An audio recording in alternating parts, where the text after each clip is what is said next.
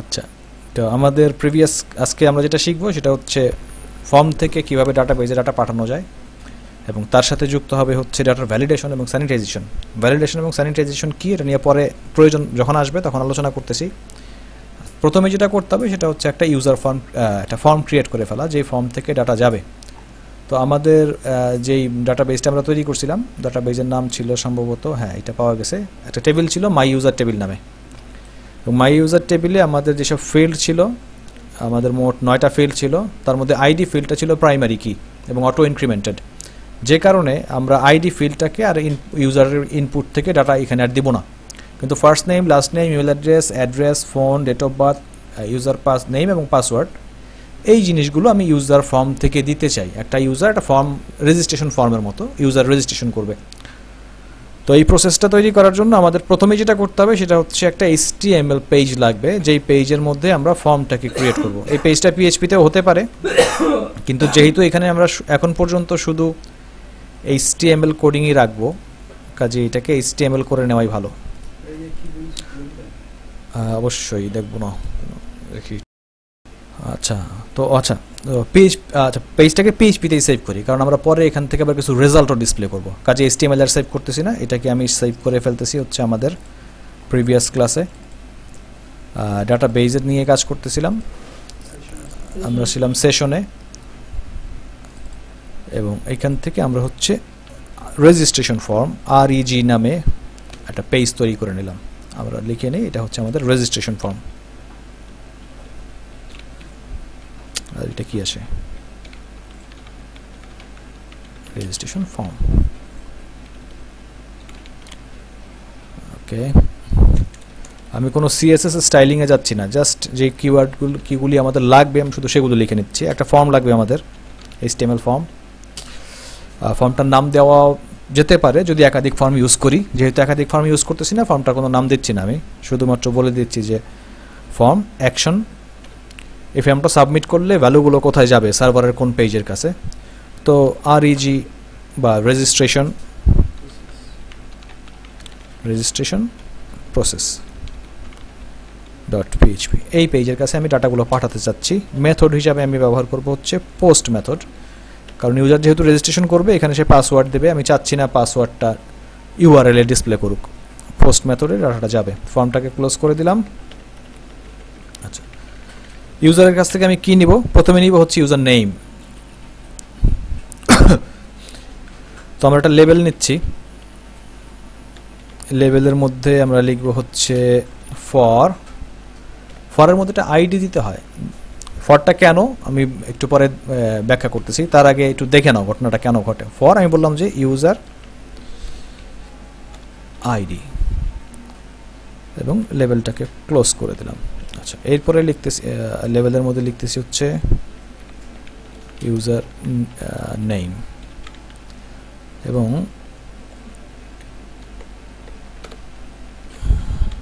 Input type text name, user name, ID, user name, কোনো value দিচ্ছি না।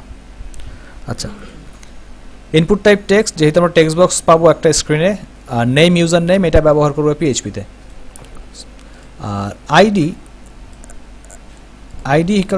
User name যেটা, এটা আমরা জাভাস্ক্রিপ্ট দিয়ে যে কোয়েরি দিয়ে ব্যবহার করতে পারি যদি ইউজার এন্ডে কোনো ভ্যালিডেশন বা অন্য কোনো প্রবলেমে প্রয়োজন হয়। আরেকটা ব্যাপার সেটা হচ্ছে এই ইউজার আইডি এবং এই ইউজার আইডি, এই দুইটা যদি সেম হয় তাহলে ইউজার এন্ডে ফর্মে একটা ঘটনা ঘটে। ঘটনাটা কি, যেমন আমরা আগে এই পেজটাকে রান করি, রান করলে বোঝা যাবে। তো আমার পেজটা রান করার জন্য আমি যাচ্ছি এখানে লোকাল হোস্ট শাহেদ reg.php, এটা কি নাম ছিল, reg HTML, PHP হওয়ার কথা, এটা PHP করতে হবে। আমি একটু রিনেম করে PHP করে দিচ্ছি এটা।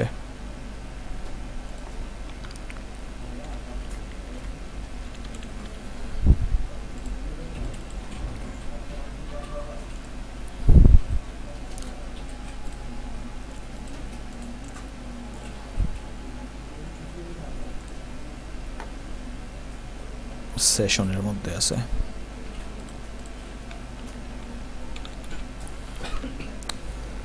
আচ্ছা, তাহলে একটা ইউজার নেম পেলাম। সাধারণত কি হয়, আমরা ইউজার নেম লেখার সময় এখানে ক্লিক করি, কার্সরটা চলে আসে এই জায়গায়। কিন্তু আমরা যে লেবেল দিয়ে আসলাম না, লেবেল দিয়ে আসার সুবিধা হচ্ছে আমরা এখন যদি কেউ মনে করে যে এইটার মধ্যে ক্লিক করবে, এখানের মধ্যে ক্লিক করলে কার্সর চলে আসবে। এটা লাগে কোথায়? ছোট ছোট হ্যান্ডহেল্ড ডিভাইসগুলোতে, এখানে টেক্সট বক্সকে পাওয়া খুব টাফ হয়ে যায় অনেক সময়। তখন দেখা যায় কি, আমাদের যে উপরে টেক্সট লেখা থাকে, আমরা ওটার মধ্যে হাত দিলেই চলে আসে। তো এটা হচ্ছে এটার একটা সুবিধা। এবং এটা করার জন্য একটা লেভেল নিতে হবে আমাদেরকে, যে লেভেলের মধ্যে আসলে ওই লেখাটা লেখা থাকবে যে এইটার কাজটা আসলে কি, এই বক্সের কাজটা কি। তো বক্সের কাজ হচ্ছে এখানে ইউজার নেম লিখতে হবে। যদি আমরা ভেতরে প্লেস হোল্ডার না দিই বা প্লেস হোল্ডার দিলেও যে ইউজার নেম লিখতে হবে। এখন জায়গাটা এত ছোট যে ইউজার হয়তো ধরতে পারতেছে না জায়গাটা, তখন সে এইটার মধ্যেও যদি ক্লিক করে তারপরেও কার্সর চলে আসবে জায়গায়। এটার জন্য দিতে হয় আইডিটা। এবং সেই ক্ষেত্রে লেভেলের জন্য আমরা বলবো লেভেল ফর, মানে কোন আইডির জন্য লেভেল, তখন ওই এলিমেন্টের আইডির এই আইডিটা এখানে বসাই দিতে হয় যে এটা কোন এলিমেন্টের জন্য কাজ করবে, ক্লিকেবল হিসাবে কাজ করবে। ওকে, তাহলে আমরা ইউজার নেম দিলাম। এইবার দেই হচ্ছে পাসওয়ার্ড। পাসওয়ার্ড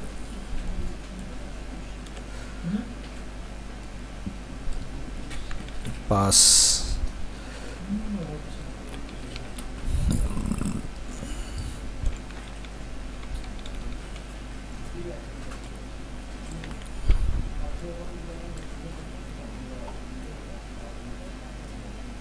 এটা ইনপুট টাইপ তো নিশ্চয়ই পাসওয়ার্ড হবে।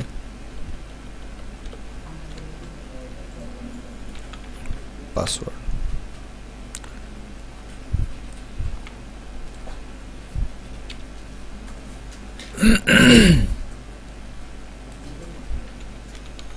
first name,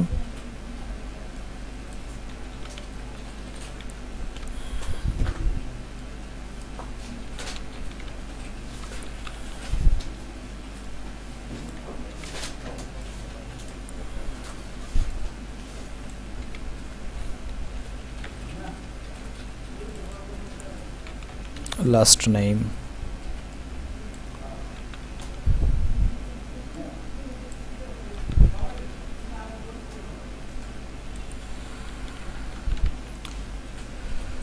first name, last name. আমাদের আর কি কি ছিল? Email, address, phone, date of birth. আচ্ছা, ফার্স্ট নেম লাস্ট নেম নেওয়া হইল। এবার বলতেছি ইমেইল অ্যাড্রেস নিব। তাহলে ইমেইল, ইমেইল, ইমেইল এবং ইমেইল।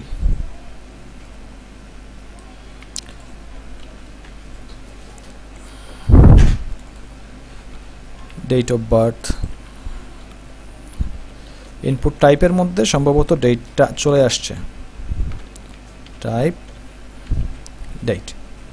আমরা কি কি নিব? শুধু ডেট নিচ্ছি, ডেট অ্যান্ড টাইমটা আমাদের দরকার নাই, শুধু ডেটটা আসুক। আচ্ছা, নেম হিসাবে হচ্ছে ডিওবি আর ডিওবি। আচ্ছা, অ্যাড্রেস। অ্যাড্রেসটা কিন্তু আমরা একটা সিঙ্গেল ফিল্ডে ডাটাবেজে যেভাবে অ্যাড্রেসটা নিয়েছি সেটা ছিল হচ্ছে এক লাইনে টেক্সট। কিন্তু অ্যাড্রেস সাধারণত ইউজারকে যদি আমরা লিখতে দেই, সে কিন্তু এক লাইনে লিখবে না, সে লিখবে মাল্টি লাইনে। যে প্রথমে হয়তো লিখলো ঢাকা, বাংলাদেশ, মাল্টি লাইন লেখার চেষ্টা করবে। কাজে মাল্টি লাইনে যদি লিখতে যাই তাহলে আমাকে ইনপুট টাইপ টেক্সট দিয়ে লেখা যাবে না, আমাকে লিখতে হবে হচ্ছে টেক্সট এরিয়া। এটাও এক ধরনের input type, text area, name, address. আচ্ছা, এইটা এটার জন্য তো লেভেল লেখা হয়নি, আইডিটা লিখে নিই। ID, address,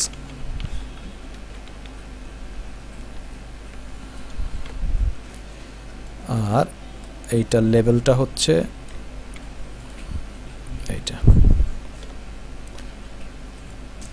address.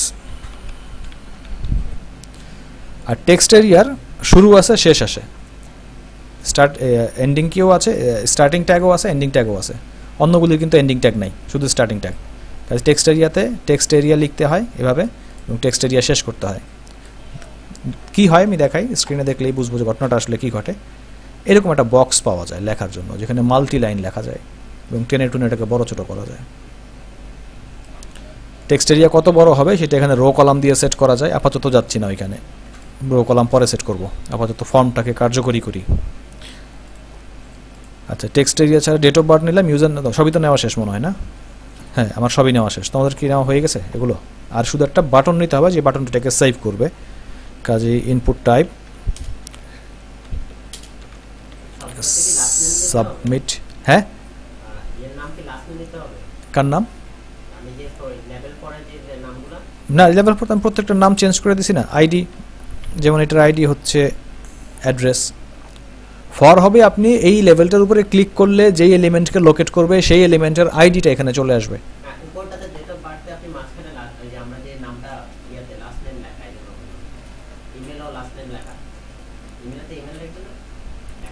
ইমেইলে কোথায়? আচ্ছা, এখানে আছে লাস্ট নেম, লাস্ট নেমটা আছে হচ্ছে লাস্ট নেম। ইমেইলের জন্য যে ইমেইলই তো আছে, আইডি ইমেইল।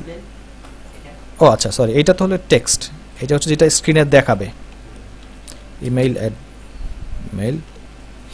আচ্ছা, এইখানে লাস্ট নেম হয়ে গেছে না, সরি। ডেট অফ বার্থ,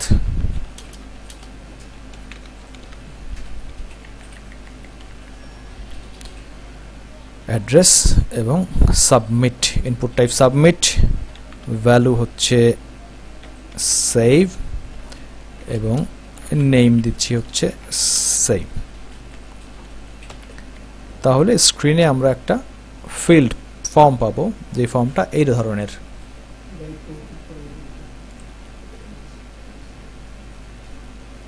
তোমরা এটা লিখে নাও।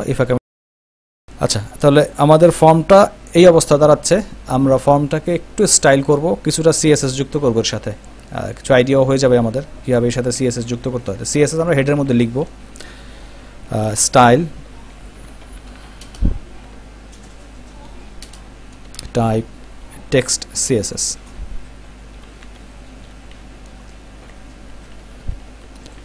যেহেতু আমাদের তেমন কিছু নয়, আমাদের আছে হচ্ছে কিছু ইনপুট টাইপ, ঠিক না? ইনপুট, আচ্ছা, ইনপুট টাইপকে সরাসরি কিন্তু ইনপুট দিয়ে স্টাইল করা যায়।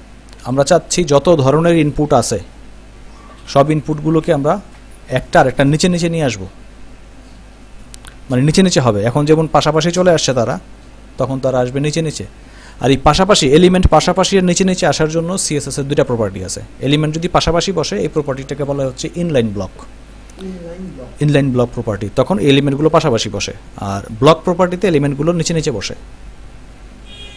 তো আমরা ব্রেক দিয়ে নিচে নিচে আনা যায়, কিন্তু এই জিনিসটা আসলে ঠিক তো আপনার ডাইনামিক হয় না, যেমন আপনাকে রেসপন্সিভ হবে না। যখন আবার ইউজার এটাকে ডিজাইন চেঞ্জ করতে, মানে থিমের কথা যদি চিন্তা করেন, আমি চাচ্ছি অন্য একটা থিমে নিব, তাকে দুইটাই পাশে রাখবো, দুইটাই পাশে রাখবো, নিচে নিচেভাবে করবো, তখন আপনার এই ব্রেককে সরাবে বুঝা বুঝা। কাজে আমরা যদি সিএসএস দিয়ে স্টাইলিং করি তাহলে জিনিসটা সহজ হয়ে যায়। আচ্ছা, ইনপুট দিয়ে আমি যে কোনো ইনপুট টাইপ ধরতে পারি, এইগুলো ছাড়া। এই যে কি বলে, যেগুলোর শুরুতে ইনপুট লেখা আছে, এগুলো এই এলিমেন্টগুলোকে শুধু ইনপুট দিয়েই ধরা যায়। আরও স্পেসিফাই করার জন্য থার্ড ব্র্যাকেটের মধ্যে বলে দেওয়া যায় টাইপ। ইনপুট টাইপ কি? Text. Input type password, input type text area, আমি যে কোনো কিছু করতে পারি। তো আমার যেহেতু আমি সবগুলি ইনপুটকে চাচ্ছি হচ্ছে নিচে নিচে নিয়ে আসতে, তাহলে আমি করবো কি, সবগুলিকে ডিসপ্লে প্রপার্টি বদলায় বলে দিব হচ্ছে ডিসপ্লে ব্লক। দেন দেখি কি হয়। এটা সিএসএস এর রুল, সব ইনপুট নিচে নিচে চলে আসছে। সহজ না? কতগুলি ব্রেক দিতে হইতো আমার, এখন একবারেই চলে আসলো। আচ্ছা, সেকেন্ড ব্র্যাকেটটা হচ্ছে আমি যে সিএসএস স্টাইল করতেছি, আমি এলিমেন্টগুলোকে ধরতেছি, কোন এলিমেন্টের মধ্যে আমি স্টাইলিং করবো। ইনপুট কি বলে, এটা এলিমেন্টটা হচ্ছে ইনপুট, যে কোনো ধরনের ইনপুট, যেখানে ইনপুট লেখা আছে সেটাকে আমি ধরলাম, ধরে বললাম যে তোমার ভিতরে স্টাইলিং কোডটা কি হবে। সিএসএস এর স্টাইলিং কোড হচ্ছে ব্লক। সিএসএস নিয়ে আমরা আলোচনা করি নাই, আমরা পরে আলোচনা ডিটেইল করব। আপাতত শুধু আমরা যেমন পিএইচপির মধ্যে কোড লিখতে গেলে ব্লকে লিখি, সিএস এর কোডও এরকম সেকেন্ড ব্র্যাকেটে হবে, এবং একই রকম পিএইচপির মতো সেমিকোলন। তবে পিএইচপিতে কোনো ভ্যারিয়েবলের ভ্যালু অ্যাসাইন করার সময় ইকুয়াল সাইন দেই, এখানে ভ্যালু অ্যাসাইন করার সময় আমরা কোলন সাইন দিব। মানে আসলে ডিসপ্লের ভ্যালু হচ্ছে ব্লক, কথা হচ্ছে এটা। আমরা পিএইচপিতে লেখার সময় এইভাবে লিখি, আর এখানে লিখবো হচ্ছে কোলন দিয়ে, এরকম দুই একটা সিনট্যাক্স। তাহলে ব্লক মানে হচ্ছে সে হয়ে গেছে আসলে ডিভের মতো, এখন সে নিচে নিচে চলে আসছে। ডিভ যেমন একটা নিচে নিচে বসে, এইরকম নিচে নিচে চলে আসছে। আচ্ছা, টেক্সট এরিয়াকে ধরে নাই কেন? টেক্সট এরিয়া কিন্তু ইনপুট নাই, কিওয়ার্ডের শুরুতে ইনপুট নাই, যে কারণে সেটাকে ধরে নাই। তাহলে টেক্সট এরিয়ার জন্য আবার আরেকটা লিখতে হবে, টেক্সট এরিয়া ডিসপ্লে ব্লক।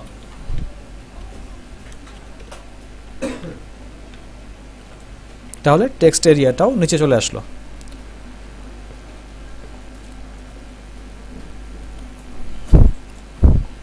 আচ্ছা, এখানে কোড রিডান্ডেন্ট হলো না, মানে আমি একই কোড দুইবার লিখলাম না ডিসপ্লে ব্লক। যদি মানে প্রয়োজন না হয় তাহলে আমরা কখনোই একই কোড দুইবার লিখবো না। সেই ক্ষেত্রে আমরা এই সেম কোডই আমি দুটার মধ্যে বসাই দিতে পারি। আমি জাস্ট টেক্সট এরিয়াটাকে এখানে না লিখে টেক্সট এরিয়াটা কমা দিয়ে এরপরে লিখবো। তাহলে এই ব্লকের মধ্যে যত কোড আছে সবগুলি কোডই এই দুইটার মধ্যে অ্যাপ্লাই হয়ে যাবে। এখনও ঠিক একই ঘটনাই ঘটবে, কিন্তু আমার কোড কমে গেল।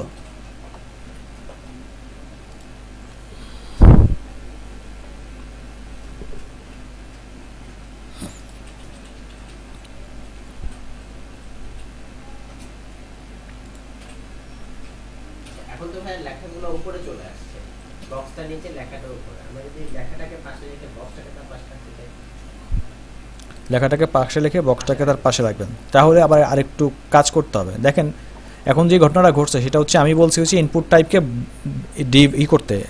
ব্লক করতে। ইনপুট টাইপ যখন ব্লক হয়ে গেল তখন মানে সে আচরণ করতেছে ডিভের মতো। ডিভের খুব সাধারণ বৈশিষ্ট্য হচ্ছে ডিভ একটা স্ক্রিনের শুরু থেকে শেষ পর্যন্ত পুরা উইথটা নিয়ে নেয়। পুরা উইথটা নিয়ে নেওয়ার কারণে এইখান থেকে এই পর্যন্ত জায়গাটা সে ধরে ফেলছে।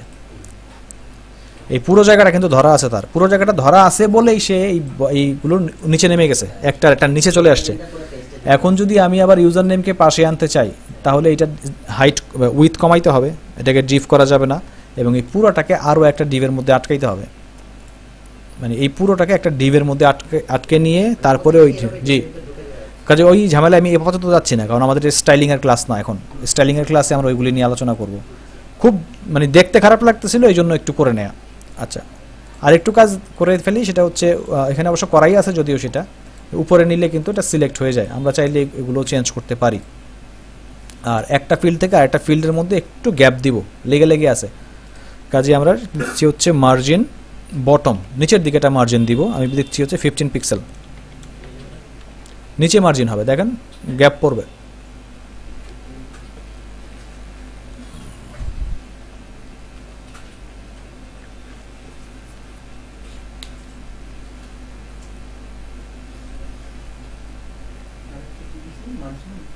বটম। আচ্ছা, আরেকটা কাজ করি, বলি হচ্ছে উইথ।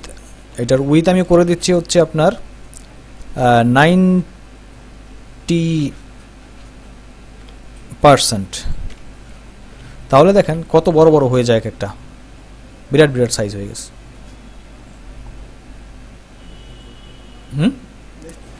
এই এখনই ঠিক হয়ে যাবে। ওকে, এটা 90% হলো। এইবার আমরা আমাদের যে ফর্মটা ছিল না, সেই ফর্মটাকে ধরবো।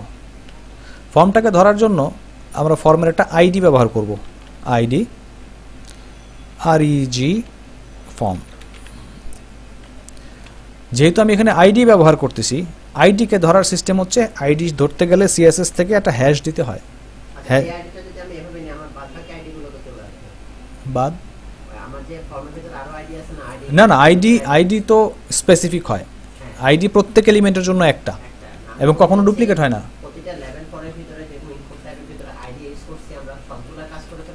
না, শুধু আমি যার কথা বলবো সেটা আইডি। আমি বলতেছি হচ্ছে REG ফর্ম।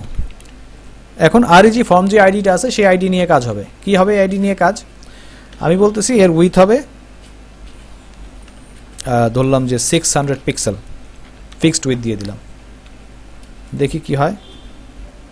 ছোট হয়ে গেল, আর একটু ছোট করে দিই, 500 করে দিই, এবং বলতেছি হচ্ছে মার্জিন অটো।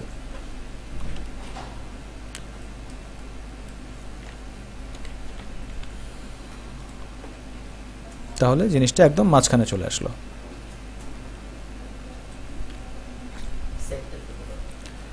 আচ্ছা,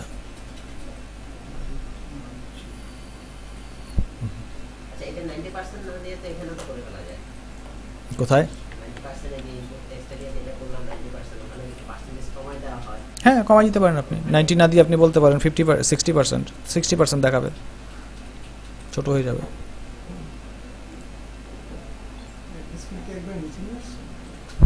অ্যাড্রেস ফিল্ড এই যে টেক্সট এরিয়া ফর্ম রেজিস্ট্রেশন ফর্মটা উপরে লিখছি, নিচেও লেখা যায় একই কথা। হ্যাঁ, আমারটা একদম নিচে। এটা কোনো ব্যাপার না, এই সিকোয়েন্স কোনো ব্যাপারই না। আচ্ছা, এবার ওই সেভ বাটনটার কালারটা একটু বদলাই দিয়ে আমাদের এই ঝামেলা আপাতত সেভ করি। তো সেভ বাটনটাকে আমরা একটু আরেক অন্যভাবে আচ্ছা, সেভ বাটনটা আমাদের যেটা ছিল, আমি লেখার সুযোগ দিচ্ছি। সেভ বাটনটাকে ধরার জন্য কোনো অপশন আমরা এখানে রাখি নাই, আমরা বলি নাই এটার আইডি কি, আমরা শুধু ইনপুট দিয়ে। এখন ইনপুট দিয়ে আমাদের যদি আইডি নাও থাকে, যেমন অন্য কোনো ক্লায়েন্টের কাজ করতেছি, আমি ঢুকতে পারতেছি না ওই জায়গায় যে আমি HTML এ হাত দিতে পারতেছি না, আমাকে শুধু CSS দিয়ে কাজ করতে হবে, কিন্তু তারপরেও স্টাইল বদলাইতে হবে, কারণ আমি এখানে আইডি বসাইতে পারবো না। তখন কীভাবে করবো? তো ইনপুট টাইপ সাবমিট, এটা তো আমার কাছে আছে, এটা সাবমিট বাটন, সেইটা দিয়ে আমি এভাবে কাজ করতে পারি। আমি বলতে পারি যে ইনপুট থার্ড ব্র্যাকেটে বলে দিব হচ্ছে টাইপ সাবমিট, সাবমিট বাটন দিয়ে কাজ করতে হবে। কি কাজ? সাবমিট বাটনের ব্যাকগ্রাউন্ড কালারটা বদলাই দিচ্ছি। ব্যাকগ্রাউন্ড কালার হবে, যেহেতু সাবমিট করবে সবুজ দিয়ে দিই, একটু পুরো গাঢ় সবুজ না দিয়ে একটু হালকা সবুজ দিই। আর কালার এটা হচ্ছে ফন্ট কালার, বলে দিচ্ছি কালার হবে সাদা, FFF মানে হচ্ছে সাদা রং। তাহলে সাবমিট বাটনটা কালার,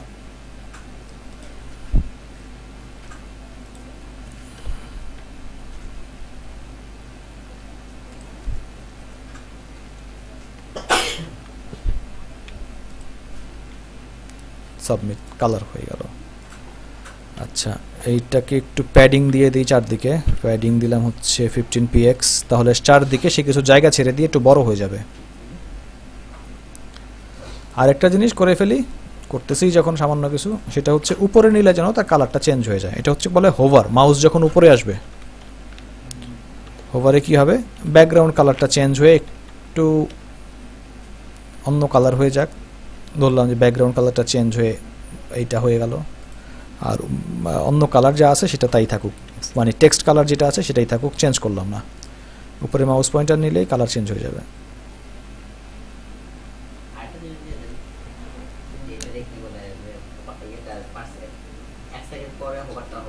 অত ঝামেলা যাচ্ছি না, এখন অনেক কোড লিখতে হবে। আপনি যেহেতু বলছেনই, আরেকটা জিনিস দেই, সেটা হচ্ছে আপনার বর্ডার রেডিয়াস, বাটনটা গোল হয়ে যাক।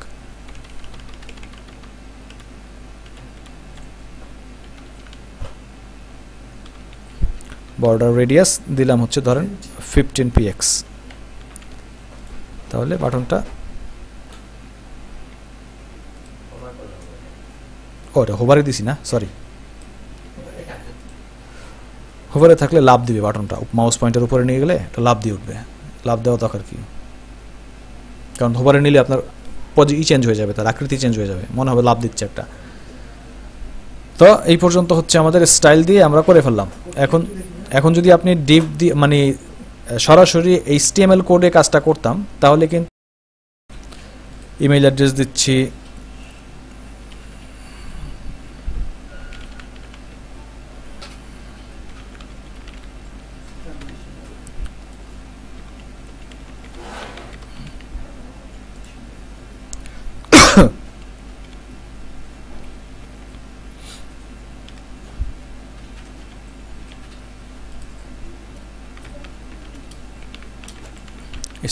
তাহলে আমি অ্যাড্রেস দিয়ে দিছি। আচ্ছা, HTML5 ব্যবহার করার একটা সুবিধা আছে। সুবিধার মধ্যে একটা সুবিধা হচ্ছে যে আমরা HTML5 এর মধ্যেও কিছু ভ্যালিডেশন অ্যাপ্লাই করতে পারি। যেমন অলরেডি একটা ভ্যালিডেশন অ্যাপ্লাই হয়ে গেছে এখানে, সেই ভ্যালিডেশনটা হচ্ছে যে ইমেইল অ্যাড্রেসে যদি আমি কখনো ভুল দেই, তাহলে আমি ফর্মটাকে সাবমিট করতে গেলে সে বললো ইমেল অ্যাড্রেস ভুল। আমরা কিন্তু কোনো ইমেল অ্যাড্রেস ভ্যালিডেশনের কোনো কোড লিখি নেই। এইটা HTML5 এর বৈশিষ্ট্য, যেহেতু আমরা ফিল্ডের টাইপ বলে দিছি ইমেইল, এখন সেই ইমেইল ছাড়া অন্য কিছু নেবে না এখানে। আচ্ছা, আবার অনেক ক্ষেত্রে একটা ঘটনা ঘটে যে আমরা কোনো ফিল্ডকে বলে দিই ম্যান্ডেটরি ফিল্ড, এই ফিল্ডগুলির ভ্যালু দিতেই হবে, না দিলে এই ফিল্ডগুলোকে আমি ইনপুট হিসেবে নিব না। সেইগুলোর জন্য HTML5 এ কিছু কোড আসছে, কিওয়ার্ড আসছে, একটা কিওয়ার্ড হচ্ছে, যেমন আমি বলতে চাচ্ছি ইউজার নেম দিতেই হবে, আমরা বলতে চাচ্ছি ইউজার নেম দিতেই হবে, ইউজার নেম না দিলে সাবমিট হবে না। যেমন এখন কিন্তু আমি ইউজার নেম না দিয়েও সাবমিট করতে পারবো, বললাম সাবমিট করে দাও, সাবমিট করে দিছি সে। এই এররটা ভিন্ন, কারণ আমাদের রেজিস্ট্রেশন প্রসেস পেজটা এখন পর্যন্ত নাই, বাট সাবমিট হয়ে গেছে ফর্মের কাছে। কিন্তু আমি চাচ্ছি যে না, ইউজার নেম না দিলে যেন সাবমিট না হয়, সেই ক্ষেত্রে আমরা লিখবো হচ্ছে রিকোয়ার্ড, রিকোয়ার্ড ইকুয়াল রিকোয়ার্ড। তাহলে এই ফর্মটা, এই ফিল্ডটা অবশ্যই রিকোয়ার্ড ফিল্ড হয়ে যাবে। কি হয় দেখি, আমি ফর্মটাকে রিলোড করতেছি আবার, সরি অ্যাডমিন তো দেয়াই আছে, ফর্মটাকে একটু রিলোড করে নিলাম। আর ইউজার নেমটা মুছে দিয়ে যদি সেভ করতে যাই, বলবে এই ফিল্ড দিতে হবে। হ্যাঁ হ্যাঁ, পুরোনো ব্রাউজার যেগুলি HTML5 সাপোর্ট করে না, এগুলি কোনোটাই এটা সাপোর্ট করবে না। হ্যাঁ, পপআপটা ব্রাউজার থেকেই আসবে। তবে এইটার মধ্যে ভরসা করার কিছুই নেই, বরং সেটাকে ভরসা না করাই উচিত। কারণ কেউ যদি পুরোনো ব্রাউজার ইউজ করে, যে ব্রাউজারগুলো HTML5 সাপোর্ট করে না, তারা এগুলি কোনো ভ্যালিডেশনই দিবে না, আপনারটা নাও দিতে পারে, কারণ আপনারটা হয়তো পুরোনো ব্রাউজার। আর তো এই কাজেই এগুলি আসলে এটা জাস্ট HTML দিয়ে একটা করা ভ্যালিডেশন তৈরি করে দেয়া, যে আমি একটা ইউজার থেকে একটু ভ্যালিডেশন নিলাম। আপাতত আমি ভ্যালিডেশনের দিকে, HTML ভ্যালিডেশনে যাচ্ছি না, কাজে রিকোয়ার্ডটা তুলে দিচ্ছি। HTML ভ্যালিডেশনে আপাতত যাচ্ছি না, রিকোয়ার্ডটা আমি তুলে দিলাম। ভ্যালিডেশন নিয়ে একটু পরে কথা বলবো। আচ্ছা, তাহলে অ্যাডমিন দিলাম, ফার্স্ট নেম দিলাম, লাস্ট নেম দিলাম, ইমেইল অ্যাড্রেস দিলাম, এরপরে দিচ্ছি হচ্ছে phone number, date of birth লিখে দিলাম, অ্যাড্রেস দিলাম। ফাইন, সেভে ক্লিক করলে কি হচ্ছে, আমাদের রেজিস্ট্রেশন প্রসেস এই পেজের কাছে ডাটাগুলো সেন্ড হয়ে গেল। যেহেতু আমাদের রেজিস্ট্রেশন প্রসেস পেজটা নাই, কাজে আমাদের উচিত হচ্ছে পেজটাকে ক্রিয়েট করে নেওয়া। আমরা পেজটা ক্রিয়েট করতেছি, ফাইল নিউ, একটা PHP পেজ ক্রিয়েট করতেছি, মুছে দিচ্ছি সব, এবং এটাকে ওই সেম ফোল্ডারে রেজিস্ট্রেশন প্রসেস নামে সেভ করতেছি। যেই নামটা ছিল আমাদের এই জায়গায়, যে নামটা ছিল ফর্ম অ্যাকশনে, সেই নামে সেম ফোল্ডারে সেভ করে দিলাম। এখন আমি যখন রিফ্রেশ করব, এখন কিন্তু আমাকে আর নট ফাউন্ড বলবে না, কারণ পেজ সে পেয়ে গেছে। এটা তো আমরা প্রিভিয়াস ক্লাসেও দেখছি এভাবে করা যায়। তো কী কী জিনিস সাবমিট করলো আমাদের ফর্ম সার্ভারের কাছে, সেগুলি দেখার জন্য আমরা PHP শুরু করতেছি, PHP, এবং বলতেছি একটু ভারডাম্প করে দেখি কি আছে তার ভিতরে।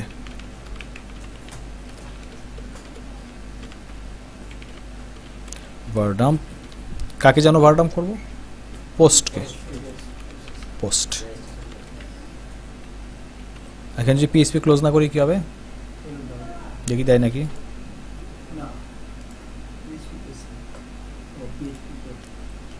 সেই জন্য না, এই পেজে যদি PHP ছাড়া অন্য কিছু না থাকে, তাহলে PHP ক্লোজ না করলে কোনো সমস্যা নাই।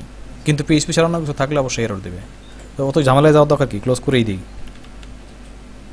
মানে এটা বললাম এই কারণে, অনেক থিমের ভেতরে PHP ক্লোজ করা থাকে না, শুধু স্টার্টিং থাকে।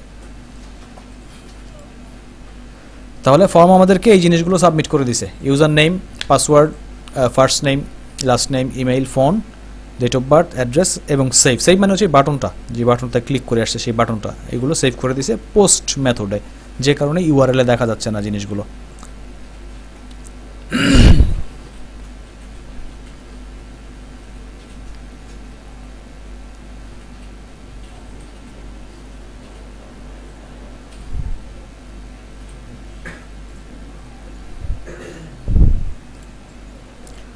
আচ্ছা, তো এরপরে আমাদের কাজ হচ্ছে, আমরা এই জিনিসগুলো নিয়ে, যেহেতু আমাদের কাছে জিনিসগুলো চলে আসছে, ভ্যালুগুলো পেয়ে গেছি,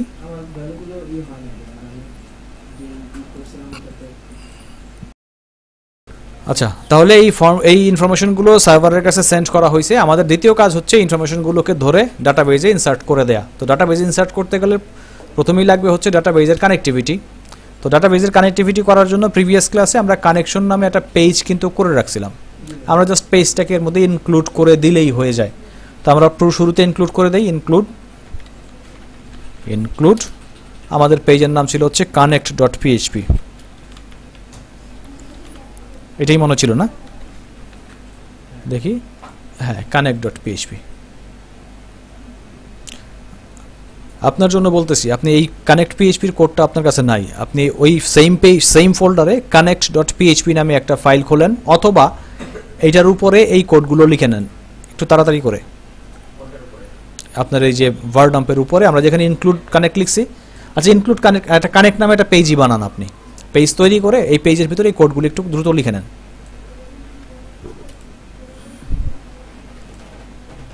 আর একটু দ্রুত, তার মানে ডাটাবেস কানেক্টিভিটি কিন্তু খুব জরুরি।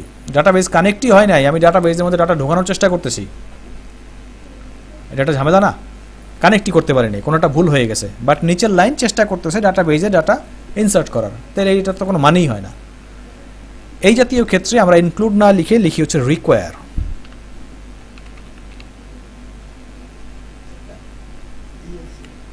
আর REQUI, হ্যাঁ রিকোয়ার। রিকোয়ার লিখলে কি হয়, যদি কোনো কারণে এই পেজে কোনো ভুল হয় তাহলে এই পেজে সেটা ফ্যাটাল এরর হিসাবে আসবে। ফ্যাটাল এরর মানে হচ্ছে খুব মেজর টাইপের একটা ভুল, নিচের কোড এক্সিকিউট হবে না, মানে যেখানে ভুল হয়ে গেছে তারপরের কোড এক্সিকিউশন আর করতে দিবে না সে, এটা হচ্ছে ফ্যাটাল এরর। যেমন কম্পিউটারে যখন ফ্যাটাল এরর হয় আর কিছু করতে দেয় না, আবার রিস্টার্ট করো বা নতুন করে সেটআপ টেটআপ করতে হবে, এটা হচ্ছে ফ্যাটাল এরর। আর যদি ফ্যাটাল এরর না হয়, এমন কোনটা ভুল হয়ে গেছে, নর্মাল সিনট্যাক্স এরর টেরর হয়ে গেছে, ঠিক আছে চালাই যাও, অসুবিধা নেই, পরেরগুলো চলতে থাক। এখন আমাদের ক্ষেত্রে রিকোয়ার ওয়ান্স কেন দিলাম এখানে, তার কারণ হচ্ছে যে যদি ডাটাবেসে কানেক্ট না হয় তাহলে আমি চাচ্ছি না পরের কোড এক্সিকিউট হোক, যে কারণে রিকোয়ার বলে দিলাম যে রিকোয়ার্ড ওটা হইতে হবে, যদি হয় নিচেরগুলো কাজ হবে। আর যদি ওই ডাটাবেস কানেক্টিভিটিতে কোনো ঝামেলা হয়ে যায় তাহলে নিচের কোড আর এক্সিকিউশনে যাবে না, ঠিক আছে? ওয়ান্সের তো ভিন্ন জিনিস। ওয়ান্সের কাজ হচ্ছে যে অনেক কোড লিখছি অনেক। এখন পিএইচপি বা যে কোনো প্রোগ্রামিং ল্যাঙ্গুয়েজের একটা বৈশিষ্ট্য হচ্ছে একই নামে ফাংশন দুইবার লেখা যায় না, তখন এরর দেয় যে এই ফাংশন অলরেডি এক্সিস্ট। এখন আমি একটা পেজকে ইনক্লুড করতেছি যে এই পেজের মধ্যে একটা ফাংশন অলরেডি লেখা আছে। এখন এই পেজটা যদি আমি দ্বিতীয়বার ইনক্লুড করি বা দ্বিতীয়বার রিকোয়ার করি তাহলে মানে কি, ফাংশনটা আমি আরও একবার লিখলাম, তখন ডুপ্লিকেট হয়ে যাবে, তখন হয়ে যাবে কি একটা ভেজাল, বলবে যে এরর দিবে যে ফাংশন তো অলরেডি এক্সিস্ট। সেই ক্ষেত্রে আমরা কি করি, এখানে বলে দিই যে রিকোয়ার ওয়ান্স। তখন এই পেজটাকে আমি এখানে একবার ইনক্লুড করলাম, অনেক নিচে কয়েক হাজার লাইন কোড নিচে, আমার মনেও নাই যে উপরে আমি ইনক্লুড করছিলাম কিনা, ওইখানে আবার আমি ইনক্লুড করার সময় বলবো ইনক্লুড ওয়ান্স অথবা রিকোয়ার ওয়ান্স। তাতে সুবিধাটা কি, যদি কোডটা আগে কখনো ইনক্লুড করা থাকে দ্বিতীয়বার ইনক্লুড হবে না, সিস্টেমই চেক করবে একবার ইনক্লুড করা হয়েছে, কাজে দ্বিতীয়বার ইনক্লুড করার দরকার নাই। আর যদি ইনক্লুড করা না থাকে তাহলে ইনক্লুড করে নেবে, ডুপ্লিকেট হবে না। এটা হচ্ছে রিকোয়ার্ড এবং রিকোয়ার ওয়ান্স, ইনক্লুড এবং ইনক্লুড ওয়ান্সের পার্থক্য। কিচ্ছু বলবে না, না আপনি মেসেজ দেওয়ার দরকার কি, হ্যাঁ কানেক্ট করে আপনার মেসেজ দেওয়ার দরকার কি, আপনি নিজেই তো সাবধান হইলেন, আপনি নিজেই তো সাবধান, যদি ওর থেকে থাকে তাহলে আর করো না, ওদের বলে তোর মানি হচ্ছে, একবার থাকলে আর করার দরকার নেই, মেসেজ সে দিবে না।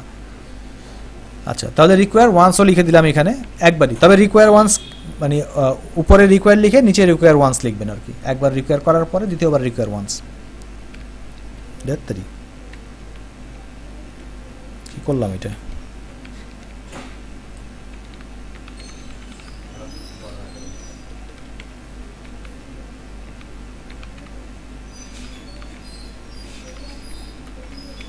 Require once. এখানে আপনি চাইলে ব্র্যাকেট দিতেও পারেন, নাও দিতে পারেন, তবে ব্র্যাকেট সাধারণত দিন। তাহলে আমাদের ডাটাবেস কানেক্ট হয়ে গেছে কিনা দেখার জন্য আমরা এখানে গিয়ে রিফ্রেশ করে দেখি, যদি কোনো এরর টেরর না দেয় তাহলে মনে হবে যে আমাদের ডাটাবেসটা মোটামুটি কানেক্টেড। ওয়ার্ডামটাকেও খুলে রাখি, এটা আমাদের কাজে লাগবে একটু। কি কি ডাটা সেন্ড হলো আমরা ওয়ার্ডাম দিয়ে দেখতে পাচ্ছি, এই ডাটাগুলো সেন্ড করা হয়েছে। কি বলে, সাথে কানেক্টিভিটি হয়ে গেল। এইবার আমরা ডাটাবেসে ডাটাগুলো পাঠাবো, এবং ডাটাবেসে ডাটা পাঠানোর জন্য আমাদের যেটা করতে হয় সেটা হচ্ছে এসকিউএল স্ট্রিং লাগবে, ইনসার্ট ইনটু। এবং এসকিউএল স্ট্রিংটা এখানে আসলে কাজ করবে হচ্ছে একটা স্ট্রিং হিসেবে, পিএইচপির স্ট্রিং হিসেবে কাজ করবে। কাজে আমরা একটা এসকিউএল স্ট্রিং লিখে নিই, আমরা একটা ভ্যারিয়েবল নিয়ে নিচ্ছি এসকিউএল নামে, অন্য নামেও নেওয়া যেতে পারে, এসকিউএল লিখতেছি এই জন্য এসকিউএল নামে নিলাম। আর এসকিউএল এর কোডগুলো আমি চাচ্ছি কোডগুলো ক্যাপিটাল লিটারে লিখতে যেন আলাদা করা যায়, তো লিখতেছি হচ্ছে ইনসার্ট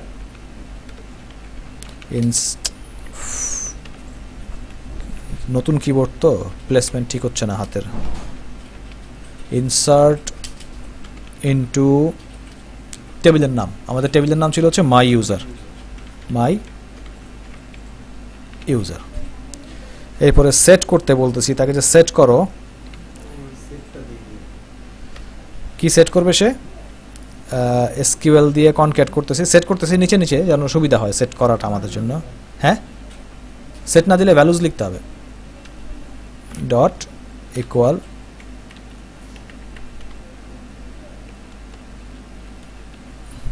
আচ্ছা কি সেট করব, প্রথম আমাদের সেট করতে হবে হচ্ছে, একটু দেখে নেই যে আমরা পাঠাতে চাচ্ছি ফার্স্ট নেম, কাজে লিখে নিচ্ছি হচ্ছে ফার্স্ট নেম ইকুয়াল, ফার্স্ট নেমটা আসবে কোথা থেকে,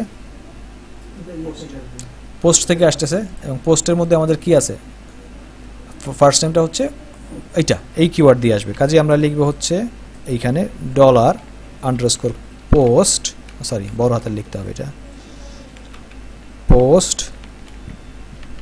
কিওয়ার্ডের মধ্যে ফার্স্ট নেম।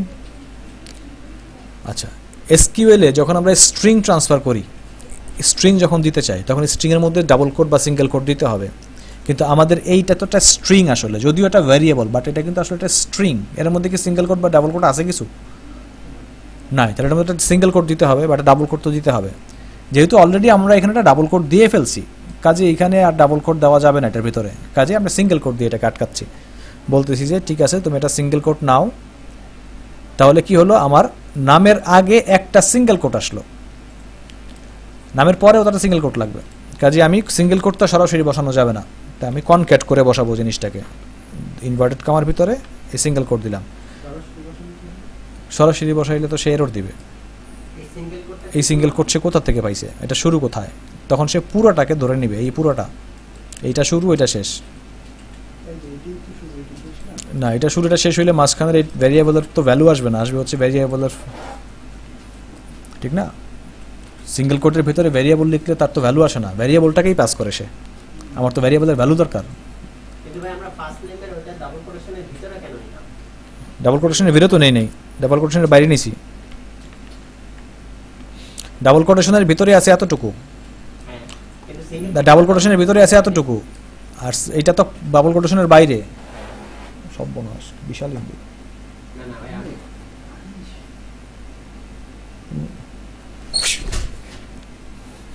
এটা কোত্থেকে আসলো এত বড় জিনিস, আমি যে শুধু আমরা ফার্স্ট নেম যে ডাবল কোটেশনে রাখছি, জি সিঙ্গেল কোটেশনটা ওই ডাবল কোটেশনের ভিতরে কেন দিলাম। আচ্ছা, আমরা যেটা করতে চাচ্ছি সেটা হচ্ছে, আমি জাস্ট লিটারালি লিখে দেখাই, লিখেন না আপনার, লিখে দেখাচ্ছি, আমাদের যেটা করতে হবে সেটা হচ্ছে এইরকম একটা ঘটনা, ইনসার্ট ইনটু মাই ইউজার সেট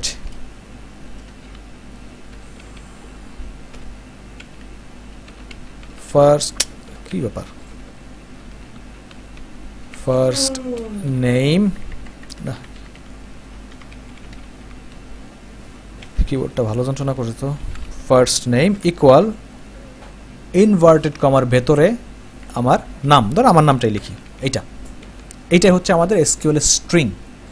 এখন আমরা এসকিউএল স্ট্রিং তো পিএইচপিতে সরাসরি লিখতে পারতেছি না, পিএইচপির স্ট্রিং আকারে তাকে লিখতে হবে, এবং এই অংশটা ডাইনামিক্যালি পরিবর্তন হতে হবে, কারণ যে ইনপুট দিবে তারটাই আসতে হবে, আমি তো স্ট্যাটিক লিখতে পারি না, কাজে এই পুরো অংশটাকে আমাকে একটা ভেরিয়েবলের মধ্যে রাখতে হবে, তো পুরোটাকে আমি ভেরিয়েবলের মধ্যে রাখতে চাইলে এই পুরোটাকে একটা ইনভার্টেড কমাতে আটকাতে হবে, তাই তো, এখন আপনার এইখানে একটা ইনভার্টেড কমা, এইখানে একটা ইনভার্টেড কমা, একটা প্যাস, কাজে ভালো হচ্ছে এই ভেতরটা সিঙ্গেল কোট দিয়ে দেওয়া,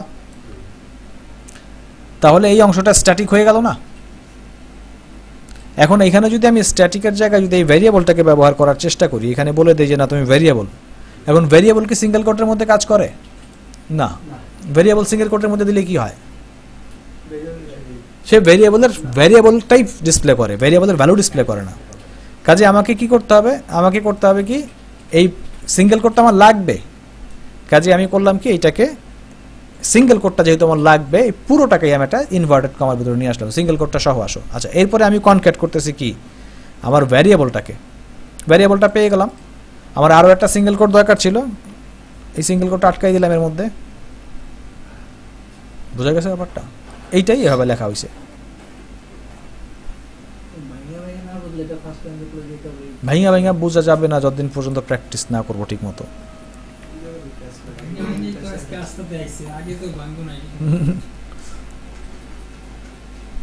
মানে আমি যে লিখলাম এই এই যে ইনভার্টেড কমা এবং ডট এবং এই যে ইনভার্টেড কমা এবং ডট, এই দুটা মুছে দিলেই কিন্তু জিনিসটা দাঁড়ায় যায়।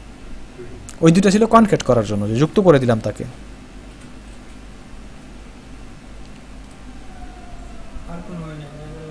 হ্যাঁ, আরও ওয়ে আছে, ওয়ে থাকবে না এখন, ওয়ে তো আছে। ওয়ে আরেকটা আছে, যেমন এরকম আমি এই পুরাটাকে লিখে ফেললাম সিঙ্গেল কোটের ভেতরে, সিঙ্গেল কোট, এই ডটটা তাহলে কনকেট তো লাগতেছে না এখন, তাহলে ভিতরের এইটার দেওয়া যাবে না। এটা একটা ওয়ে।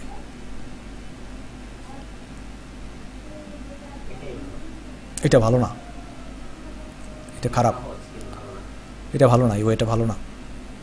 এইটাকে অনেক সময় সে মিস ইন্টারপ্রেট করতে পারে।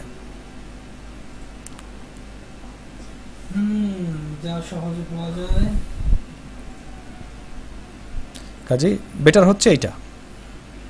আর এইভাবে লিখলে একটা সুবিধা হচ্ছে, খুব সহজে বোঝাও যায় আসলে জিনিসটা কি, কোনটা ভ্যারিয়েবল আর কোনটা কি। ওইভাবে থাকলে ইনভার্টেড কমার ভিতরে থাকলে বোঝা যায় না এটা কি ভ্যারিয়েবল। এখন কিন্তু আমি ড্রিমওয়েভারই আমাকে বলে দিচ্ছে এটা ভ্যারিয়েবল, এবং ভ্যারিয়েবলের ভেতরে এই যে অংশটা এটা কিন্তু স্ট্যাটিক, মানে এটা কিন্তু একটা ফ্ল্যাগ হিসাবে এখানে ব্যবহার হচ্ছে। এই ফ্ল্যাগটা আসতেছে হচ্ছে আমাদের ফর্মের ফিল্ড থেকে, কাজেই বোঝাটা খুব সহজ হয়ে যায় এইভাবে লিখলে। আচ্ছা, এরপরে তাহলে আমি আরেকটা কনকেট করি। আচ্ছা, আরেকটা জিনিস হচ্ছে সে এরপরে কমা দিতে হবে, কারণ প্রত্যেকটা ফিল্ড যখন আমি এই যে সেট লিখি, সেটের পরে প্রত্যেকটা ফিল্ডের পরে কমা দিতে হয়। মানে এই যে এটা লিখে ফেললাম ইনসার্ট ইনটু সেট, তারপরে কমা দিতে হবে, কাজেই সেই কমাটা আমি এখানে দিয়ে দিলাম। লাইনের শেষ সেমিকোলন দিয়ে দিলাম, আবার লিখতেছি এটা এসকিউএল ফার্স্ট নেম। এখন তার ফার্স্ট নেম না, এখন হচ্ছে আমার লাস্ট নেম। লাস্ট নেম, তো লাস্ট নেমটা কী হবে? অবশ্যই লাস্ট নেমই আসবে, লাস্ট নেম, এবং শেষে কমা।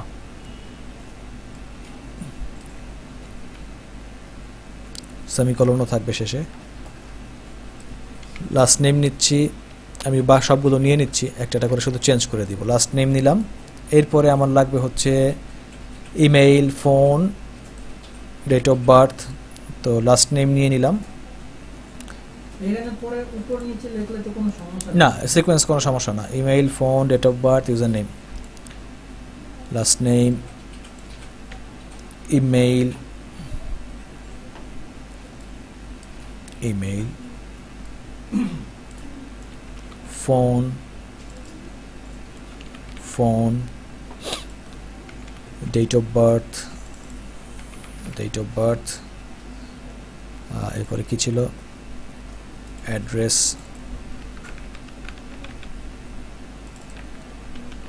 Address, user name, password.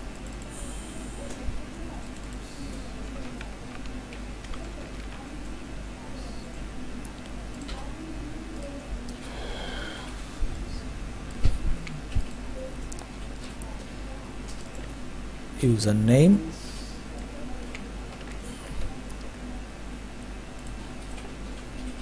password।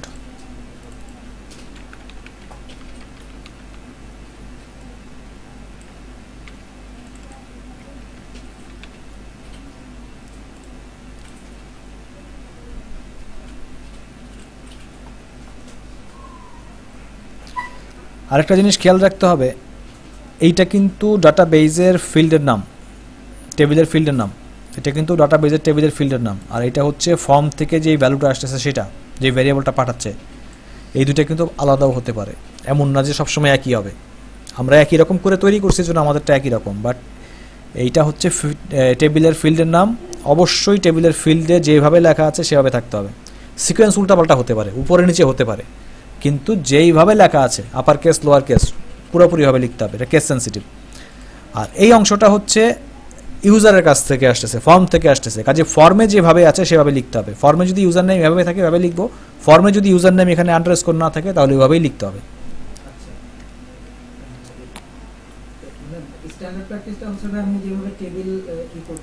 এটা করাটা বুদ্ধিমানের কাজ, কারণ একটু পরে আমরা দেখব হচ্ছে জিনিসটাকে আরও কীভাবে সহজ করা যায়।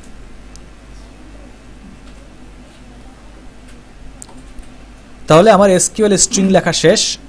এইবার আমি জাস্ট স্ট্রিংটা ঠিকমতো কাজ করে কিনা সেই জন্য আমি একটু ইকো করে দেখতে চাই স্ট্রিংটা ঠিকমতো জেনারেট হলো কিনা। তার কারণ হচ্ছে এটা দেখে হঠাৎ করে বোঝা সম্ভব না যে স্ট্রিংটা আসলে কি, এবং আমার স্ট্রিংয়ে অলরেডি একটা ভুল রয়ে গেছে। আমি সেটা একটু ইকো করে দেখাচ্ছি। ইকো ডলার এসকিউএল আমি লেখার সুযোগ দিচ্ছি, একটু দেখে নেব জিনিসটা বুঝে নাও আগে। এই যে স্ট্রিংটা লিখলাম, এইটা আমি যত গবেষণা করেই লিখি না কেন ভুল হওয়ার সম্ভাবনা আছেই। কাজেই ডাটাবেজে ডাটা পাঠানোর আগে এসকিউএল স্ট্রিংটা টেস্ট করে নেওয়া উচিত। এবং এসকিউএল স্ট্রিংটা এইভাবে টেস্ট করবো কীভাবে, আমার কাছে পুরো স্ট্রিংটা লাগবে। কাজে আমি ইকো করে দিলেই তো সে আমাকে টেক্সটটা দিয়ে দিবে, এখানে তো একটা স্ট্রিং। আচ্ছা ইকো করে দিচ্ছি, দেখি তো সে আমাকে কী দেখায়। সে আমাকে স্ক্রিনে ইনসার্ট ইনটু মাই ইউজার সেট, এই একটা ভুল, ফার্স্ট নেমের পরে একটা স্পেস পড়ার কথা ছিল, পরে নাই, কাজে স্পেসটা দিয়ে দিচ্ছি, সেটের পর একটা স্পেস লাগবে। আচ্ছা এরপরে আবার রিফ্রেশ করতেছি, তাহলে ফার্স্ট নেম এইটা, লাস্ট নেম, এই কমাটা কোনো সমস্যা না, এটার মধ্যে কমা যেহেতু আছে সে ধরে নেবে যে, তারপরে স্পেস দিয়ে দেওয়াটা ভালো, কমার পরে না দিলেও কোনো সমস্যা নাই, যেহেতু কমা সে আলাদা, কিন্তু সবার শেষে একটা কমা আছে, এইটাকে সে মনে করবে পরে নিশ্চয়ই আরও কোনো ফিল্ড আছে। হ্যাঁ, আর সবচেয়ে ভালো উপায় হচ্ছে এই পুরো স্ট্রিংটাকে কপি করে নিয়ে আমরা একটা টেম্পোরারি এটার মধ্যে পেস্ট করে একটু দেখবো যে আসলে আমাদের স্ট্রিংটা ঠিক আছে কিনা। এখানে এসকিউএল ফেলে দিয়ে বলতেছি গো, এখন সে নিজে এরর দেবে যে you have an error in SQL syntax check manual. কি বলতেছে, কোথায় আছে এররটা, user syntax near, use near হচ্ছে এই ইনভার্টেড কমা ডাবল ডটের কাছে আছে, মানে হচ্ছে এই যে ডাবল ডটের কাছে শেষে একটা কমা, এই যে কমাটা, এই কমাটা মুছে দিয়ে দেখি তো কি হয়। কমাটা মুছে দিলাম, এবার আবার একটু গো দিয়ে দেখি কি হয়। হ্যাঁ এবার ঠিক আছে, তার মানে হচ্ছে লাস্টের কমাটা ঝামেলা, তো এটা চেক করে দেখা যায় এখানে ঠিক আছে কিনা। তো আমি লাস্টের কমাটা এখান থেকে মুছে দিচ্ছি, তাহলে আমাদের এসকিউএল স্ট্রিং এখন ঠিক আছে।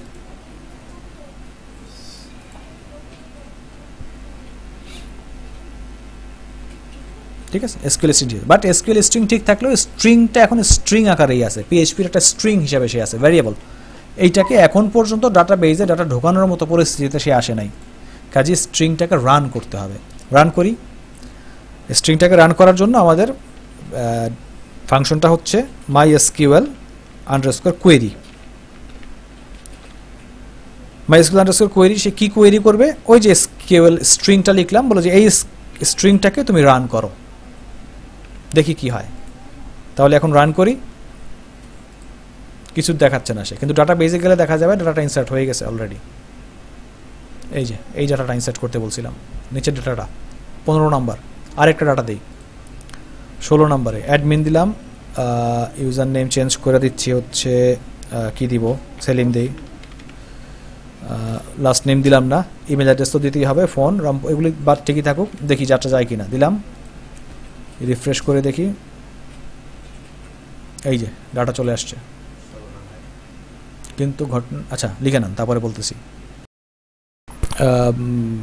ডাটা তো ডাটা বেজে যাচ্ছে এখন, কিন্তু ঝামেলা হচ্ছে আমি যতবারই রিফ্রেশ দিচ্ছি ততবারই ডাটা বেজে ডাটা ঢুকতেছে, সেকেন্ড আবার রিফ্রেশ দিলে আবার আসবে, এটা থামাবো কীভাবে?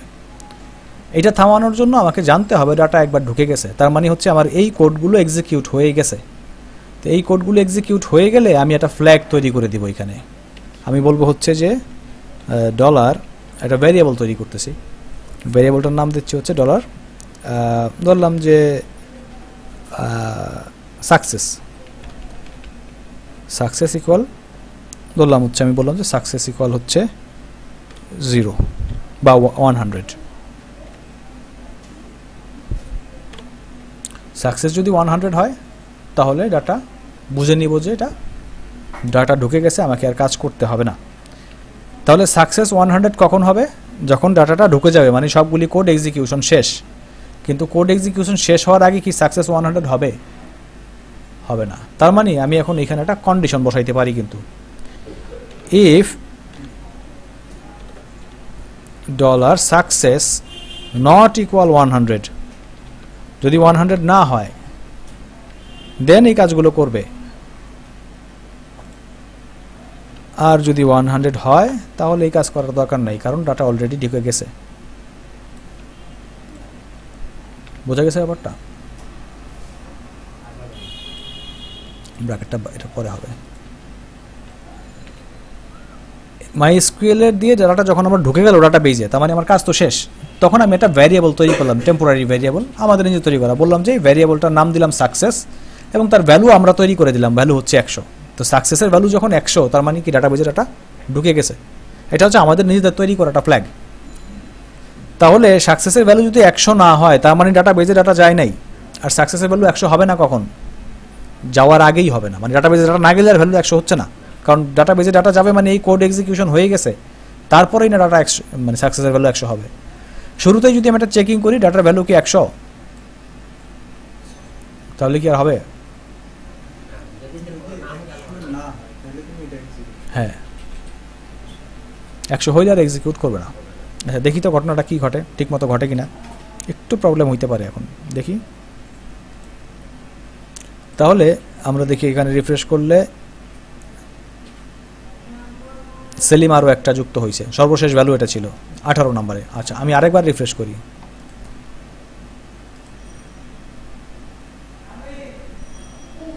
সেলিম আরও একবার আসছে, তার মানে আসতেছে, তার মানে কি ভ্যালুটা কাজ করতেছে না? এই ভ্যালুটা কাজ করতেছে না। এই ভ্যালুটা কাজ করতেছে না, তার কারণ হচ্ছে এইটা তো গ্লোবাল ভেরিয়েবল না, ঠিক না? এটা তো হচ্ছে লোকাল ভেরিয়েবল।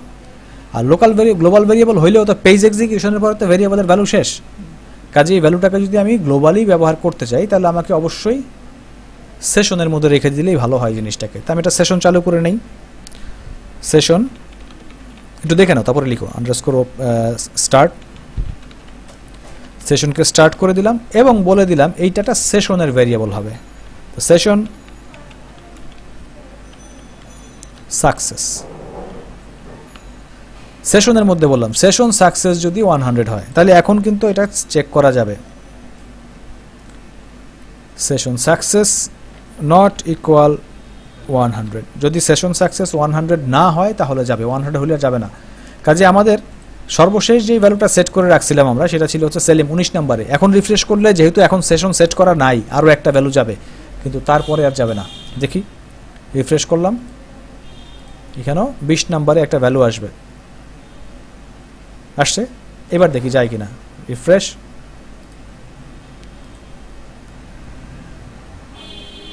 আর আসবে না। রিফ্রেশ, কারণ সেশনে 100 সেট হয়ে গেছে,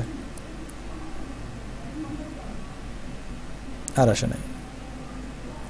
এখন আমি যদি ফর্ম থেকেও ডাটা পাঠাই, যে বলে দিচ্ছি যে এখানে ফর্ম থেকে অ্যাডমিন পাঠাইলাম, অন্য কিছু পাঠাইলাম, অ্যাডমিনই পাঠাই বা টেস্ট পাঠাই, সেভ করলাম, গেছে কি ডাটা পেজে? যায় নাই কিন্তু, কারণ সেশনে 100 সেট হয়ে গেছে। বোঝা গেছে ব্যাপারটা? সেশন কিন্তু অলরেডি 100 ধরে রাখছে। সেশন যেহেতু 100 ধরে রাখছে, কাজেই সে তো ডাটা পাঠাতে দিবে না আমাকে। কাজেই কি করতে হবে? সেশনের 100টাকে মুছে ফেলতে হবে। সেশনের 100টাকে মুছবে, সেশনের 100টা মুছবে হচ্ছে ফর্ম, কারণ ফর্মটা যখন আমি লোড করি তার মানে আমি নিশ্চিত এখন আমি নতুন ডাটা দিব, ফর্মে তো পুরান ডাটা নাই। কাজে ফর্মটা যখন লোড হবে তখন আমার সেশনটাকে মুছে ফেলতে হবে। কাজে সেশন মুছে ফেলতে গেলেও সেশনকে স্টার্ট করতে হয়।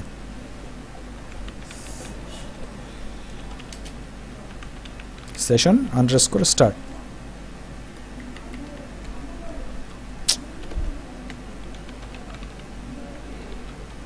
এবং বললাম যে সেশনকে ডিস্ট্রয় করে দিচ্ছি, আনসেট করে দিই, ডিস্ট্রয় না করে, কারণ অন্য সেশনও থাকতে পারে অন্য কোনো কাজে। আনসেট সেশন সাকসেস।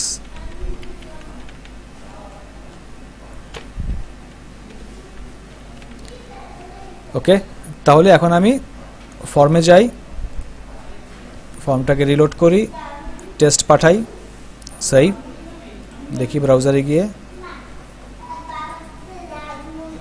সেলিম আসছে 21। আচ্ছা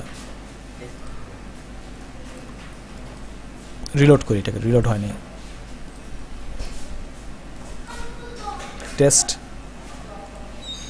টেস্ট সেভ, টেস্ট আসছে, কিন্তু টেস্ট দ্বিতীয়বার আর আসবে না।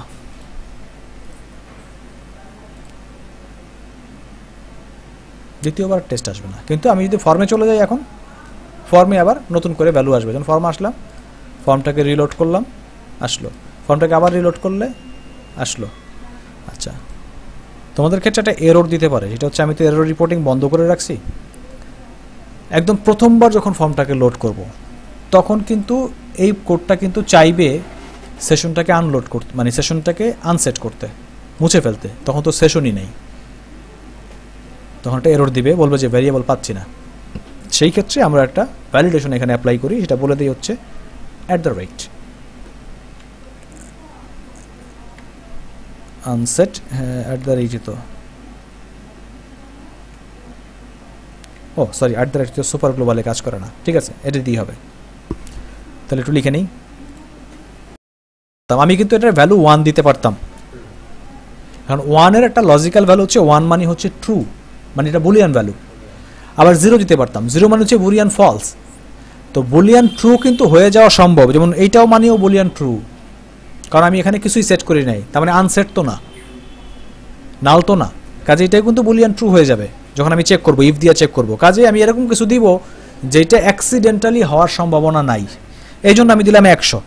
সাধারণত নেগেটিভ ভ্যালু দেওয়া হয়, যেমন -1 বা -100, এগুলি হয়ে যাওয়ার সম্ভাবনা কম।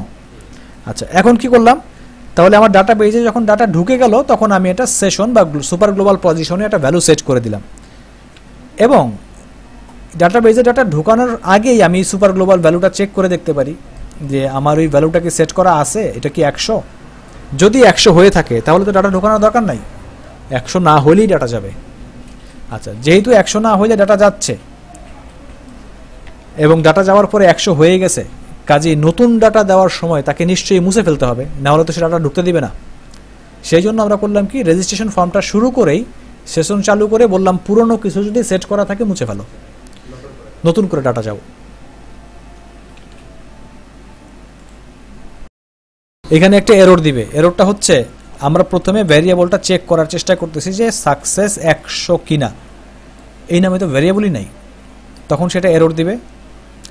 আচ্ছা তো এই এররটা দূর করার জন্য আমরা প্রথমে একটু জিজ্ঞেস করে নিব তাকে যে ইফ ইজ সেট, যে ভ্যারিয়েবলটা সেট করা আছে কিনা, তাইলেই তো হয়। সেট করা থাকলে ভিতরে কি আছে আমার তো জানা নেই, আমি জানি ভিতরে 100 আছে, কারণ সেট তো আমিই করছি।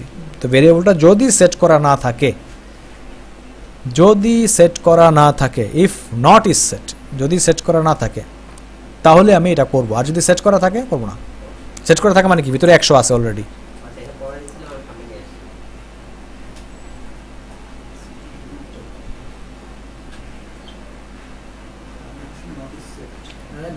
ডাটা নিতে হলে আমরা রেজিস্ট্রেশন এর ভিতরে এসকিউএল লিখে যেভাবে ডাটা ইনসার্ট করছি এসকিউএল সেম একইভাবে ওই কনক্যাটেনেশন করে যতগুলো টেবিল হবে সবগুলো টেবিল সেম একই হবে একদম, আর কোনো সিস্টেম নেই, এই সিস্টেম এটাই, এবং সবচেয়ে সহজ সিস্টেম। আর সিস্টেম নাই বলতে বলছি যে এইটাই খুব সহজ একটা সিস্টেম, আর সিস্টেম তো ডেফিনেটলি তৈরি করাই যায়, কিন্তু এইটাই হচ্ছে সবচেয়ে সহজ সিস্টেম।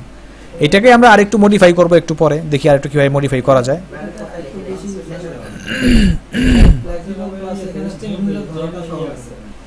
না এর চেয়েও সহজ সহজ উপায় আছে, কিন্তু এইটা হচ্ছে একদম র প্রসেস।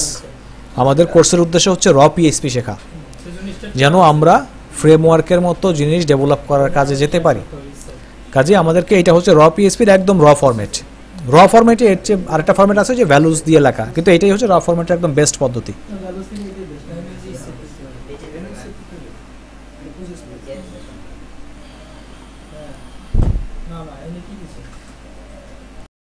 কি বুঝছি কেন এই সেট দিলাম,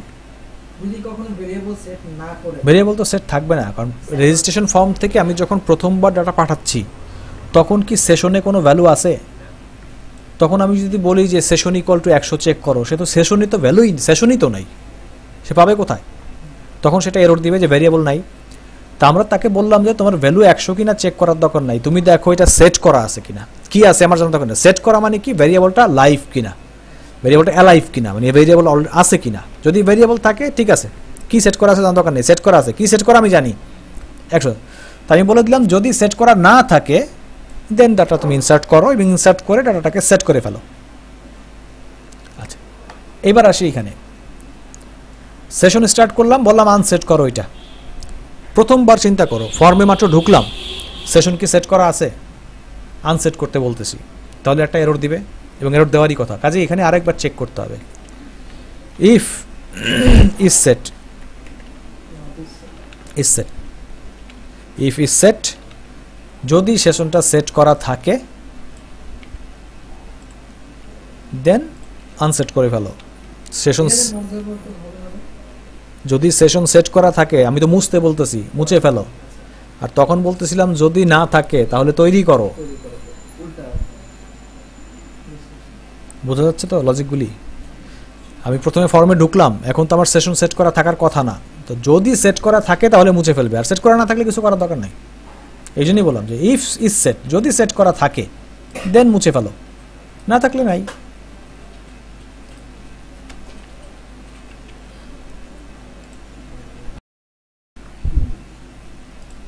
আচ্ছা, তাহলে আমরা ফর্মে থেকে ডাটা ট্রান্সফার করে ফেলছি এবং ছোট একটা ভ্যালিডেশন অ্যাড করছি, সেটা হচ্ছে ডুপ্লিকেট ডাটা যেন না যায়। একবার যেটা ঢুকে গেছে সেটা আর যাবে না।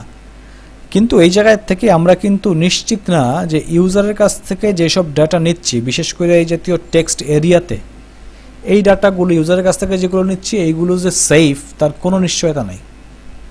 সেফ মানে হচ্ছে আমি ইউজারকে অ্যাড্রেস লিখতে বললাম, সে সুন্দর ভাইরাস কোডিং লিখে বসে আছে, অসম্ভব তো কিছু না। যখনই আমি এই ডাটাবেস থেকে ডাটা রান করবো, তুলে নিয়ে দেখানোর চেষ্টা করব, তখনই ভাইরাস কোডিং রান করবে। কাজেই ইউজারের কাছ থেকে ডাটা নেওয়ার সময় মূল মন্ত্র হচ্ছে বা শর্ত হচ্ছে যে ইউজারকে কখনোই বিশ্বাস করা যাবে না, সে যেই হোক। ইউজারকে আমরা বিশ্বাস করি না। কাজেই ইউজারের কাছ থেকে যেসব ডাটা নিচ্ছি ডেফিনেটলি সেই ডাটাগুলোকে চেক করতে হবে। আর এই ডাটা চেকিংয়ের জন্য পিএইচপি দুইটা কাজ করে, একটাকে বলে হচ্ছে ভ্যালিডেশন আর একটাকে বলা হচ্ছে স্যানিটাইজেশন। ভ্যালিডেশনের কাজ হচ্ছে যেই ডাটাগুলো ইউজারের কাছ থেকে আমি নিচ্ছি সেগুলো চেক করে দেখা ডাটাগুলো প্রপার ফর্মে আছে কিনা। আমি ইমেল অ্যাড্রেস চাচ্ছি, সে আমাকে ইমেল অ্যাড্রেসটাই দিচ্ছে কিনা। ইমেল অ্যাড্রেসের বৈশিষ্ট্য কি? বৈশিষ্ট্য কি? মানে @এর আগে কিছু কথা থাকবে, একটা @ চিহ্ন থাকবে, তারপরে আবার কিছু কথা থাকবে, তারপরে ডট দিয়ে একটা কিছু থাকবে। মানে হচ্ছে একটা ইউজার নেম থাকবে, @ দিয়ে domain.com বা .net কিছু একটা থাকবে। একটাই হইতে হবে, বেশি হওয়া যাবে না। কাজেই এগুলি হচ্ছে ভ্যালিডেশন। আবার আমি বলতেছি যে ইউজারকে বলতেছি যে আপনি ইউজার নেম লেখেন, ইউজার নেম হইতে হবে ম্যাক্সিমাম 8 অক্ষর, কিন্তু মিন 4 অক্ষরের কম না। এখন কেউ যদি 16 অক্ষর লিখতে যায় তাহলে আমি লিখতে দিব না তাকে, তাহলে এইটা হচ্ছে ভ্যালিডেশন। হ্যাঁ, আবার পাসওয়ার্ড লিখতে বলতেছি একটা নিউমেরিক ক্যারেক্টার দিবেন, একটা অ্যালফাবেটিক ক্যারেক্টার দিবেন, স্মল লেটার ক্যাপিটাল লেটার লিখবেন, স্পেশাল ক্যারেক্টার দিবেন। এইগুলো প্রত্যেকটা জিনিস আছে কিনা চেক করা, এটাকে বলে ভ্যালিডেশন। এখন ইউজারকে আমি দিতে বলতেছি অ্যাড্রেস, সে লিখছে এরকম একটা কিছু যে H1, মানে স্টাইল করার জন্য আমরা স্টাইলটা একটু অ্যাড্রেসটা সুন্দর করে লিখি, সে HTML জানে, তো লিখলাম হচ্ছে রামপুরা H1। কোডিংয়ে তো কোনো ভুল নাই। এখন আমি তার কাছে কোডিং নিতে চাচ্ছি না, তাহলে এটা ভ্যালিডেশনে কিন্তু যদি ভ্যালিডেট করতে চাই যে ডাটা ভ্যালিডেশন আছে কিনা, ভ্যালিডেশন বলবে যে না এটা ভ্যালিড ডাটা না। কাজে ভ্যালিড ডাটা তো না, অবশ্যই ভ্যালিড ডাটা না, এটা নিব না আমি তার কাছ থেকে। কিন্তু ভ্যালিড ডাটা বানানো তো যায়, হয়তো সেটা ভুল করেই লিখছে। এখন তাই সে লিখছে এই জন্য তার কাছ থেকে ডাটা নিব না, এরকম এত মানে করে ফেলে রুড হয়ে গেল ঝামেলা। কাজে আমরা একটু স্যানিটাইজেশন করতে হবে। ঠিক আছে, আপনি লিখছেন খুব ভালো কথা, কিন্তু নেওয়ার সময় আমরা এগুলো ফেলে দিয়ে নিব, এগুলো নিব না। এটাকে বলে স্যানিটাইজেশন। মানে ইউজার যে ইনপুট দিচ্ছে, ইনপুট থেকে আমি আমার প্রয়োজনীয় জিনিসগুলো রেখে অপ্রয়োজনীয় জিনিসগুলো ছেটে বাদ দিয়ে দিব, এটা হচ্ছে স্যানিটাইজেশন।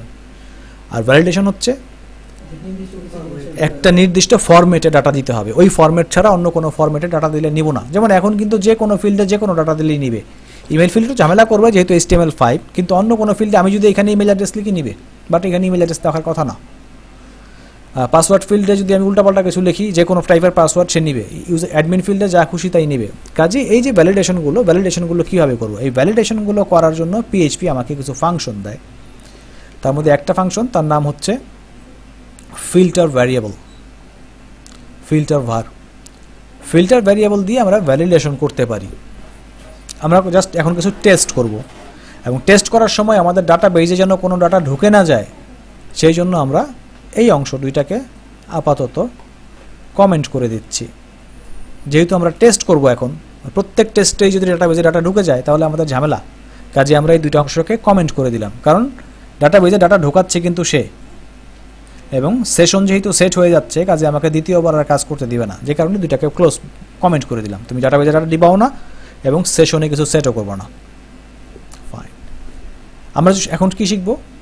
ভ্যালিডেশন এবং স্যানিটাইজেশন। কাজে এখানে কি লেখা ছিল এগুলো নিয়ে আমাদের এখন আর টেনশন নাই, আগে ভ্যালিডেশন করে নেই। মনে রাখতে হবে ডাটা বেইজে ডাটা দেওয়ার আগে প্রথম কাজই হচ্ছে স্যানিটাইজেশন। ফার্স্ট কাজ স্যানিটাইজেশন, ইউজারের কাছ থেকে যেসব ডাটা আসলো ডাটাগুলো ছাঁটাই করবো বা ছাঁটাই বাটাই করবো।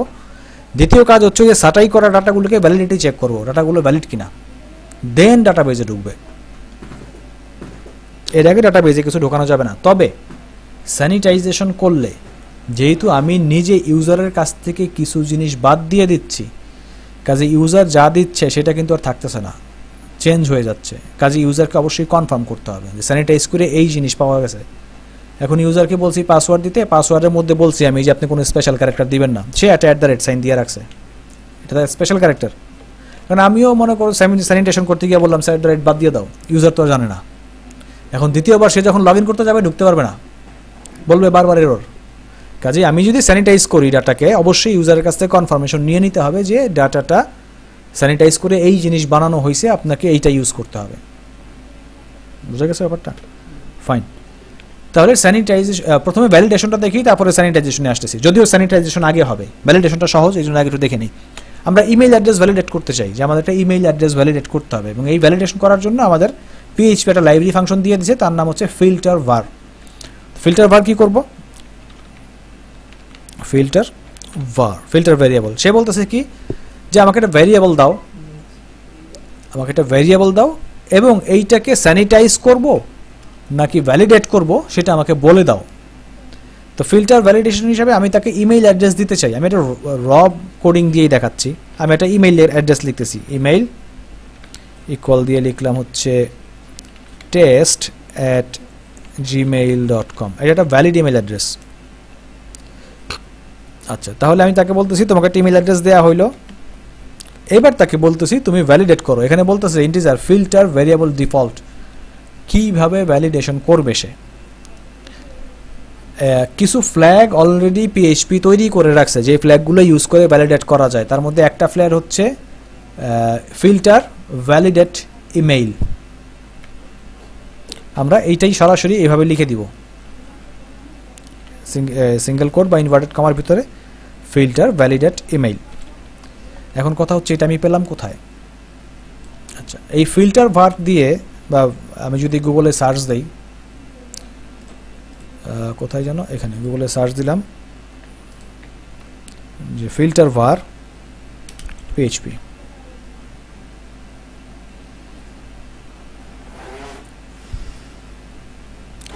তাহলে PHP ম্যানুয়াল আমাকে এটার ভ্যালিডেশনের জন্য এই ফাংশনটা কিভাবে ব্যবহার করতে হয় সেটা আমাকে বলে দিচ্ছে। আচ্ছা, এই যে এটাকে ব্যবহার করতে গেলে ফিল্টার var লিখতে হবে, ভ্যারিয়েবল দিতে হবে, আবার ওই ডিফল্ট কিগুলো দিতে হবে। এবং কিগুলো আমি কোথায় পাবো? এই কিগুলো পাওয়ার জন্য এখানে লিস্ট আছে, এই যে filter list.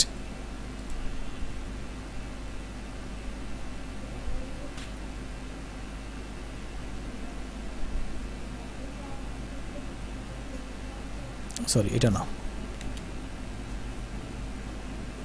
Filter input.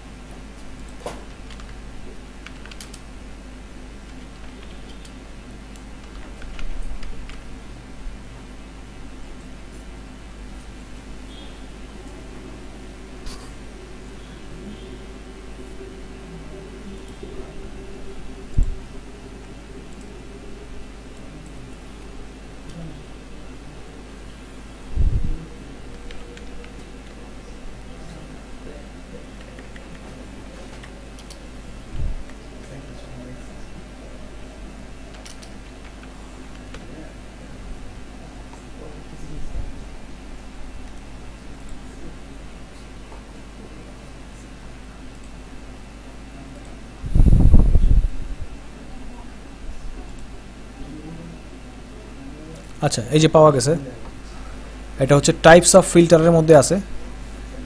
Types of ফিল্টারের মধ্যে অনেক টাইপের ভ্যালিডেশন হয়, তার মধ্যে ভ্যালিডেশন হচ্ছে ভ্যালিডেশন ফিল্টার্সে ঢুকলে যে ভ্যালিডেশন ফিল্টার্সে কী কী ভ্যালিডেশন আছে। প্রথম বলতেছে ভ্যালিডেশন বুলিয়ান, তার মানে আমরা এই ফাংশন দিয়ে চেক করতে পারবো এটা ভ্যারিয়েবলটা বুলিয়ান কিনা, মানে ট্রু ফলস ইয়েস নো এগুলি কিনা। এটার জন্য ফ্ল্যাগ ইউজ করতে হবে, এটা ভ্যালিডেশন ফিল্টার ভ্যালিডেট বুলিয়ান। যদি আমি যেই ভ্যারিয়েবলটাকে চেক করতে চাই সেটা বুলিয়ানই হয় তাহলে ট্রু রিটার্ন করবে বা 1 রিটার্ন করবে, আর না হলে ফলস রিটার্ন করবে। ফ্ল্যাগ হচ্ছে কি আসলে এটা হচ্ছে একটা কনস্ট্যান্ট। এই কনস্ট্যান্ট দিয়ে আমরা বোঝার চেষ্টা করি যে আসলে ঘটনাটা কি ঘটাতে হবে। যেমন আমরা ভ্যারিয়েবলটা ভ্যালু দিয়ে আসি না, কোনো একটা ভ্যারিয়েবলটা ভ্যালু বলে দিয়ে আসলাম যে ভ্যালুটা কত 5 হলে একটা কাজ করতে হবে। এখন হ্যাঁ স্ট্যাটিক ভ্যালু, ওটা পরিবর্তন করা যাবে না। ভ্যারিয়েবলের ভ্যালু তো যে কোনো সময় পরিবর্তিত হয়ে যেতে পারে। আমরা কনস্ট্যান্ট বললাম যে কনস্ট্যান্ট করা হয় এই কারণে যে আমরা ইমেইল অ্যাড্রেস ভ্যালিডেট করতে চাই। তো ধরে নিলাম ইমেইল অ্যাড্রেস ভ্যালিডেট করতে গেলে আমরা বললাম যে কখনো কোনো একটা ভ্যারিয়েবলের ভ্যালু যদি 10 হয় তাহলে বুঝবো ইমেইল অ্যাড্রেস ভ্যালিডেশন করতে হবে।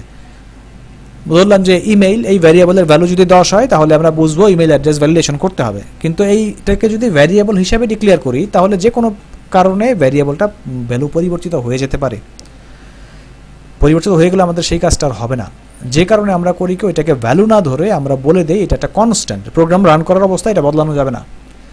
তো আমরা একটা কনস্ট্যান্ট এরকম নিয়ে নিলাম। এই কনস্ট্যান্টগুলো যেহেতু পিএইচপির লাইব্রেরিতে তৈরি করা এই জন্য এগুলিকে বলা হয়েছে ফ্ল্যাগ। যে এই ফ্ল্যাগটা পাওয়া গেলে এই কাজটা করতে হবে। আমি একটা ফ্ল্যাগ হিসাবে তাকে দিলাম যে তুমি ফিল্টার করো এবং ভ্যালিডেট করো, স্যানিটাইজ করবো না, কি করবা ইমেইল। দেখবে আমি যে ভ্যালুটা তোমাকে দিলাম সেটা ভ্যালিডেট করে দেখো ইমেইল কিনা। যদি ইমেইল হয় সে বলবে ট্রু, আর না হলে বলবে ফলস। বোঝা গেছে ব্যাপারটা? আর এই ভ্যালিডেশনের মানে কি কি টাইপ আছে সেই টাইপগুলি আমরা এই ভ্যালিডেশন টাইপ থেকে পেয়ে যাই। আমরা যদি গিয়ে গুগলে গিয়ে একটু লিখি যে ভ্যালিডেশন ফিল্টার টাইপ, অনেকটা আইডির মতো, হ্যাঁ তাহলে যে হ্যাঁ ভ্যালিডেশন ফিল্টার এবং তার মধ্যে থেকে টাইপ বের করে আনলে আমরা এইখানে চলে আসবো। ভ্যালিডেট ফিল্টারে ঢুকলে যে ফিল্টারের জন্য কি কি ভ্যালিডেশন টাইপ আছে। তো একটা আছে যে আমাদের কাছে কোনো একটা ভ্যারিয়েবল আছে, আমরা জানতে চাচ্ছি ভ্যারিয়েবলটা বুলিয়ান কিনা, তাহলে আমরা ইউজ করব ফিল্টার ভ্যালিডেট বুলিয়ান। সে রিটার্ন করবে, যদি বুলিয়ান হয় ট্রু রিটার্ন করবে, বুলিয়ান না হলে ফলস রিটার্ন করবে। আমরা বলতে চাচ্ছি আমাদের ইমেল অ্যাড্রেসটা ঠিক আছে কিনা, ভ্যালিডেট কিনা, ভ্যালিড ইমেল কিনা। তাহলে যদি ইমেল অ্যাড্রেসটা ঠিক মতো দেই বলবে ভ্যালিড, না বললে বলবে যে ইনভ্যালিড, মানে ট্রু ফলস রিটার্ন করবে, হয় ট্রু অথবা ফলস রিটার্ন করবে। তো একইভাবে ফ্লোট চেক করা যায়, ইন্টিজার চেক করা যায়। আমি ইউজারকে বললাম আপনার আইপি অ্যাড্রেস দেন, কোনো কারণে প্রয়োজন, ইউজার আইপি অ্যাড্রেস না দিয়ে ওয়েবসাইটের অ্যাড্রেস দিয়ে বসে আছে, তাহলে তো হবে না। কাজে আইপি অ্যাড্রেস প্রয়োজনে এটা দিয়ে চেক করা যাবে। এইগুলি হচ্ছে তৈরি করা জিনিস, অনেক কম, এখানে অল্প কয়টা আছে মাত্র তৈরি করা। কিন্তু আমাদের প্রয়োজনে যেগুলি লাগবে সেগুলি আমরা পরে নিজেরা তৈরি করে নিব। আপাতত যেগুলি তৈরি করা আছে সেগুলি ইউজ করে দেখি। কাজে আমরা চাচ্ছি আমাদের একটা ইমেল অ্যাড্রেস দেওয়া হলো, আমরা বলতেছি যে filter validate email validate email filter ভার হচ্ছে পিএইচপির ফাংশন, লাইব্রেরি ফাংশন। এই ফাংশনটা রিসিভ করে একটা ভ্যারিয়েবল এবং ওই ভ্যারিয়েবলটা দিয়ে সে কি করবে তার টাইপ। তার মানে বলে দিলাম তুমি ভ্যালিডেট করো, ইমেল অ্যাড্রেসটা চেক করে দেখো ঠিক আছে কিনা। যদি ঠিক থাকে সে আমাকে একটা রিটার্ন করবে হচ্ছে ট্রু অথবা ফলস। তা আমি এটা ইকো দিয়ে দেখতে পারি সে ট্রু রিটার্ন করে না ফলস রিটার্ন করে, কারণ ট্রু রিটার্ন করলে 1 হবে, ফলস রিটার্ন করলে 0 হবে। কাজে আমি যে আমার প্রসেস পেজটাকেই আসলে রান করতে হবে। আমি প্রসেস পেজটাতে যাই,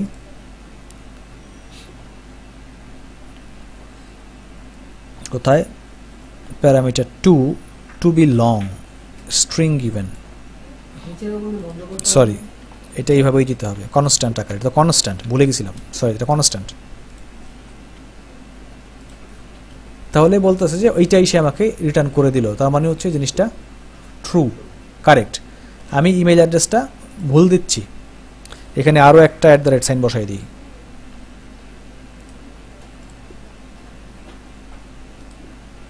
ফলস, ইমেল অ্যাড্রেস সঠিক হয় নাই।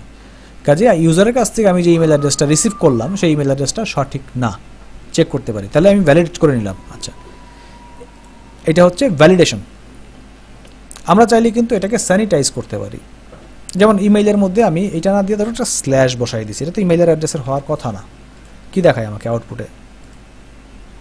স্ল্যাশ সহই দেখাইছে, বাট এইটা মানে এই স্ল্যাশ দেওয়ার কারণে সে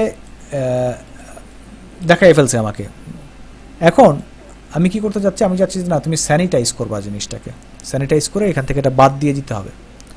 তো ভ্যালিডেশনের আগে আমি তাকে স্যানিটাইজ করতে বলবো যে ফিল্টার var, এই পর্যন্ত যেহেতু তোমাকে নিতেই হবে, বললাম ফিল্টার var ইমেইলটাকে স্যানিটাইজ করো। কীভাবে স্যানিটাইজ করবে? স্যানিটাইজ করতে বলতেছি যে তুমি স্যানিটাইজ করবে হচ্ছে স্ট্রিং হিসাবে। আমি ওগুলি কপি করে রাখছি ক্লাসের সুবিধার জন্য। তাহলে সে কী হলো, ফিল্টার var ইমেইলের মধ্যে যদি কোনো উদ্ভট জিনিসপত্র পায় তাহলে সেগুলিকে স্যানিটাইজ করবে, যেমন স্ল্যাশ বা greater than sign, less than sign, এগুলিকে সে স্যানিটাইজ করবে। স্যানিটাইজ করলে কিন্তু এই ইনফরমেশনটা চেঞ্জ হয়ে যায়, আগে যা ছিল সেটা কিন্তু বদলাই যাবে, কারণ এখান থেকে কিন্তু এটা এখন সে বাদ দিয়ে দিবে। তো বাদ দিয়ে দিলে কি করতে হবে, আমরা বাদ দিয়ে যেহেতু নতুন একটা ভ্যালু আসবে, আমরা বললাম যে ইমেইল 1, জাস্ট টেস্ট করার জন্য ইমেইল 1, এবং ইমেইল 1টাকে একটু ইকো করে দেখি তো কি দেখায়। আমরা দুইটা ইকো করব, একটা হচ্ছে ইমেইল এবং ইমেইল 1, ইকো ইমেইল এবং ইমেইল 1, দেখি দুইটা ইকো করলে কি দেখায়।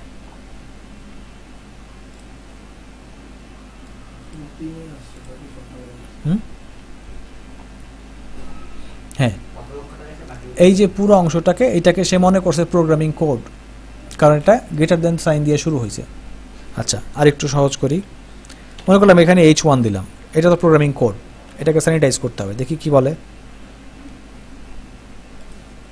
প্রোগ্রামিং কোডটা ফেলে দিছে, শুধু ওই যে H1 যেটা ছিল বাদ দিয়ে দিছে।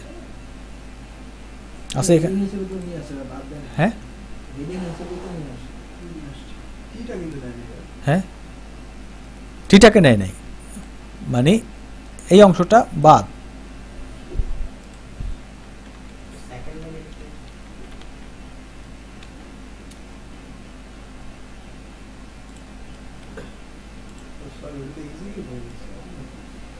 এটা ছিল প্রথম লাইন, প্রথম লাইনটা যেহেতু শুরু করে দিছিল কাজে ওটা তো শেষ হয় নাই। আমি তো এখানে সরাসরি ভ্যারিয়েবলটাকে প্রিন্ট করতে বলছি প্রথম লাইন, সে তো এই ইমেইলের এটা H1 প্রিন্ট করে দিছে, ক্লোজ যেহেতু হয় নাই কাজে সে দ্বিতীয়টাকেও বড় করে ফেলছিল, এই কারণে দ্বিতীয়টাকেই মনে হচ্ছিল স্যানিটাইজ হয়নি, আসলে স্যানিটাইজ হয়ে গেছিলো। এখন আমি করলাম কি, আসলে এটা ক্লোজ শুরুও করলাম শেষও করলাম, তাহলে সে দুইটা প্রোগ্রামিং কোড পাইছে এখানে।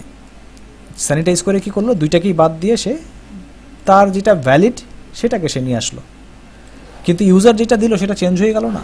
কাজে ইউজারকে কমেন্ট বলতে হবে, ওয়ার্ডিং দিতে হবে যে আপনি যেটা দিচ্ছেন সেটা কিন্তু চেঞ্জ হয়ে গেছে স্যানিটাইজ করলে। বোঝা যাচ্ছে না, কঠিন হয়ে যাচ্ছে জিনিসটা। কই এক্সিকিউট হইল, উপরেরটা তো আমি স্যানিটাইজ করি নাই, স্যানিটাইজ ভ্যালুটা আছে ইমেইল 1-এ, আর এইটাকে দিছি হচ্ছে বোঝানোর জন্য যে আগে কি ছিল। ইমেইলের মধ্যে ছিল হচ্ছে টি সহ, মানে ওই যে বড়টা, আমি ইমেইলটাকে প্রিন্ট করতে বললাম, তার মানে হচ্ছে সে পুরোটাই প্রিন্ট করছে H1 সহ, যে কারণে টিটা ছিল H1-এর বাইরে, টিটাকে ছোট রেখে বাকিটাকে H1-এ দিয়ে ফেলছে। আর আমি স্যানিটাইজ করে যে নতুন ভ্যালুটা পেলাম সেই ভ্যালুটা রাখলাম ইমেইল 1-এর মধ্যে, আমি ইমেইল 1-কেও বললাম প্রিন্ট করো, তার মানে সে প্রথমটা দেখা যাচ্ছে যে ওই টেক্সট মানে কোডিং সহই প্রিন্ট করছে, বাট স্যানিটাইজ করার পরই কিন্তু কোড বাদ হয়ে গেছে।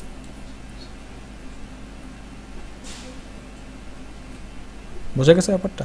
ফাইন। আচ্ছা, তাহলে স্যানিটাইজ আমরা করতে পারি এভাবে, ভ্যালিডেশনও এভাবে করতে পারি।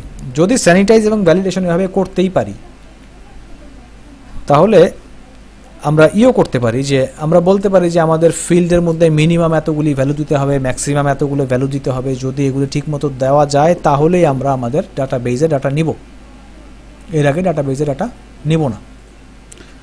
তো সেটা করার জন্য কি করব, আমরা কিছু রুল সেট করে নিই আমাদের। ফিল্টার ভারটা বোঝা গেছে তো, ইউজটা একটু পরে দেখতেছি আমরা একদম ইসের মধ্যে। আমরা কিছু রুল সেট করে নেই, যে বললাম যে অ্যাডমিন ইউজার নেম হিসাবে আমরা মিনিমাম 4 ক্যারেক্টার নিব, পাসওয়ার্ড হিসাবে মিনিমাম 6 ক্যারেক্টার দিতে হবে। এই দুইটা রুল আগে সেট করি, খালি থাকা যাবে না এবং মিনিমাম 6 ক্যারেক্টার হইতে হবে। তাহলে এই যে ইউজারের কাছ থেকে আমি যে ইউজার নেমটা পাচ্ছি এইটাকে চেক করে দেখতে হবে এটা মিনিমাম 4 ক্যারেক্টার কিনা। কীভাবে চেক করব? আচ্ছা, দেখি তো আমাদের এখানে কিছু আছে কিনা ভ্যালিডেশনের মধ্যে। না, ভ্যালিডেশনের মধ্যে এরকম কিছু নাই। কাজেই আমরা একটা কাজ করতে পারি, আমরা কাউন্ট করে দেখতে পারি এখানে কয়টা ক্যারেক্টার আছে। লেন্থ দিয়ে কাউন্ট করতে পারি। আর এখানে তো আসলে লেন্থ নাই, এটা হচ্ছে str len। তাহলে str len কি করে? স্ট্রিং এর লেন্থ কাউন্ট করে। তো আমরা str len এর মধ্যে যদি আমাদের এই সুপার গ্লোবাল ভেরিয়েবলের মধ্যে যেটা ছিল ইউজার নেম,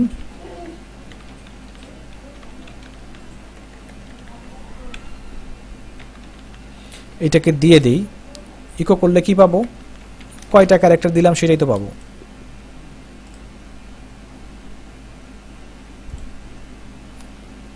সেমিকোলন দেওয়া হয় নাই,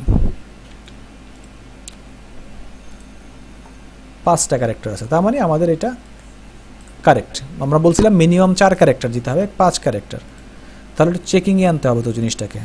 if str len post user name greater than 4, ঠিক আছে?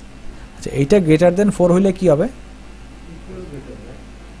আচ্ছা, ইকুয়াল গ্রেটার দেন দেই 4 অথবা 4-এর বেশি, গ্রেটার দেন আর ইকুয়াল 4, 4 অথবা 4-এর বেশি যদি হয় তাহলে আমরা কি করব? ডাটাবেজে ডাটা ঢোকার অনুমতি দিচ্ছি। কিন্তু শুধু একটা বলেই কি অনুমতি দিব? অনেকগুলি হইতে হবে, এটা হইতে হবে, পাসওয়ার্ড মিলতে হবে, তারপরে এগুলি সবগুলি তো ভ্যালিডেশন করে আসতে হবে। আচ্ছা, তাহলে এটা 4 হয়ে গেল। এখন এইটা যে 4 হয়ে গেছে, এইটা এই যে নিচে যেতে যেতে আমি মনে রাখবো কি হবে? কাজে আমি একটা কাজ করতে পারি এখানে, সেটা হচ্ছে আমি এখানে বলে দিতে পারি যদি 4 হয় তাহলে সে কি করবে? সে বলবে হচ্ছে যে আমার user name equal true. User নেমকে ট্রু করে দিলাম, একটা ভ্যারিয়েবল নিয়ে ইউজার নেমকে ট্রু করে দিলাম। যদি এটা হয় তো ইউজার নেমকে বলবো ইউজার নেম ট্রু। আচ্ছা, এখানে আরেকটা ব্র্যাকেট লাগবে নাকি? হ্যাঁ, আরেকটা ব্র্যাকেট লাগবে str। আচ্ছা, কিন্তু যদি না হয় এলস ইউজার নেমকে ফলস করে দিচ্ছি, ইউজার নেম ফলস। তাহলে যেহেতু একটা করে আছে। আচ্ছা, এবার আমি দ্বিতীয় চেকিংয়ে আসি। ইফ ইউজার নেমের পরে কি ছিল? পাসওয়ার্ডের ক্ষেত্রে আমি বলতেছি পাসওয়ার্ড হইতে হবে মিনিমাম 6টা। ই দিব এই upper case, lower case, special character, এই ভ্যালিডেশনে যাচ্ছি না, আপাতত শুধু ক্যারেক্টার লেন্থের ভ্যালিডেশনে যাচ্ছি। তো এইটা যদি পাসওয়ার্ড যদি আমার 6 ক্যারেক্টার ক্রস করে বা 6 ক্যারেক্টার হয় তাহলে বলবো ট্রু, আর না হলে বলবো ফলস। না, সেটা তো ছিল হচ্ছে গিয়ে পোস্টের জন্য, পোস্টের ভ্যারিয়েবল যেটা, আমি পোস্টের ভ্যারিয়েবলটাকে তো চেঞ্জ করব না। পোস্টে আন্ডারস্কোর ছিল, সরি, পোস্টে আন্ডারস্কোর ছিল। পাসওয়ার্ড পোস্টে তো মনে হয় ছিল, পাসওয়ার্ড ছিল। আচ্ছা, তাহলে পাসওয়ার্ডের এটা যদি আমার 6-এর উপরে চলে যায় বা 6 হয় তাহলে বলবো ট্রু, আর না হলে বলবো ফলস। আচ্ছা, পাসওয়ার্ডের পরে কি আছে আমার? First name. And first name কি হবে আমার তো জানা নাই, কিছু একটা তো হবে নিশ্চয়ই, 0 তো আর হবে না। আচ্ছা, তাহলে এখানে বলতে পারি যে এমটি না, নট এমটি, খালি না। কোনটা খালি না? Post first name. উপরে খালি না আমার বলার দরকার নাই, কারণ উপরে আমি জানতে চাচ্ছি যে সে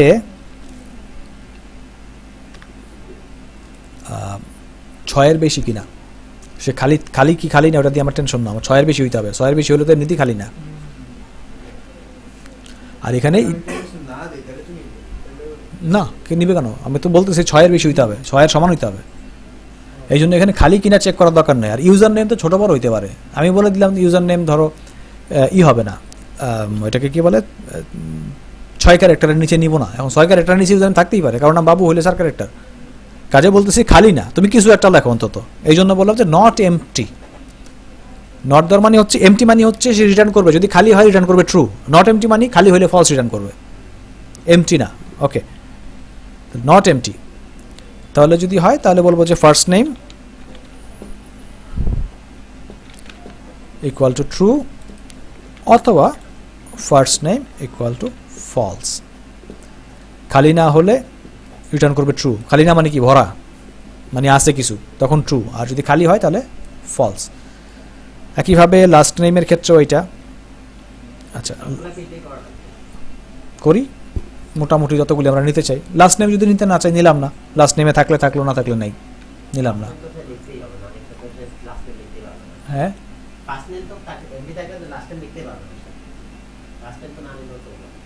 নিলাম না, লাস্ট নেমকে অপশনাল হিসেবে দিয়ে দিলাম, লাস্ট নেমটা অপশনাল।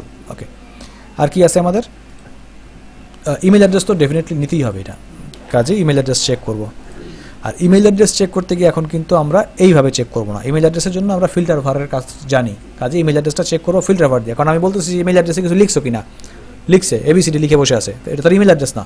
তো email address proper email address ফরম্যাটেই হইতে হবে, কাজে আমি ফিল্টার ভার দিয়ে ইমেল অ্যাড্রেসটা নিব। বললাম যে ইমেইলটা কি হবে, ফিল্টার ভার ইমেল অ্যাড্রেস। ফিল্টার ভার আমাকে কি করে, এটা কিন্তু স্যানিটাইজ করতেছে। ইমেইলের মধ্যে কেউ যদি হাবিজাবি দিয়ে রাখে, উল্টাপাল্টা কথাবার্তা লিখে রাখে, তাহলে স্যানিটাইজ করে প্রথমে ইমেল অ্যাড্রেসটা নিয়ে নিল। আর ওই যে স্যানিটাইজ করা যে ইমেইলটা, মানে আমি ইমেইলের মধ্যে অনেক উল্টাপাল্টা কিছু দিয়ে আসছি, ওইটাকে স্যানিটাইজ করে ইমেল অ্যাড্রেসটাকে কারেক্ট করা হলো, এবং কারেক্ট ইমেল অ্যাড্রেসটাকে রাখা হলো কোথায়, ধরলাম যে আমার নিউ ইমেইলের মধ্যে। নিউ ইমেইলের মধ্যে আমি এটা রেখে দিলাম। এখন এই নিউ ইমেইলটা এটাকে ভ্যালিডেট করতে হবে।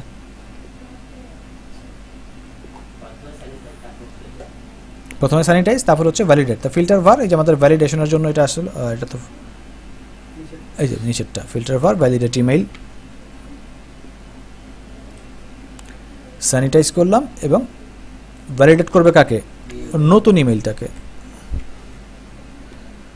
ভ্যালিডেট করে সে রিটার্ন করবে ট্রু অথবা ফলস। ইফ এতটুকু লিখলেই সে বোঝে, যদি ট্রু হয়, যদি ট্রু হয় তাহলে আমরা বলবো যে আমাদের ইমেইল এটা হচ্ছে ট্রু। না, ইমেইল আমি এটা ভ্যারিয়েবলটা পরে ইউজ করব। নিউ ইমেইল তো নতুন যেটা ইমেইল তৈরি করা ছিল সেইটা, আর ইমেইলটা হচ্ছে আমি পরে কন্ডিশনে চেক করব। Else email equal false.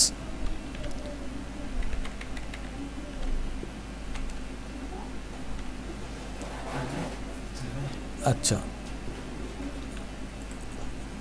Sorry, আর কি ছিল আমাদের, date of birth, phone, address, এগুলি। এখন ডেট অফ বার্থ, ফোনটা মনে হয় জরুরি। ফোন পর্যন্ত নিচ্ছি, date of birth, email address আর নিচ্ছি না। এবার ফোনটাও নেই।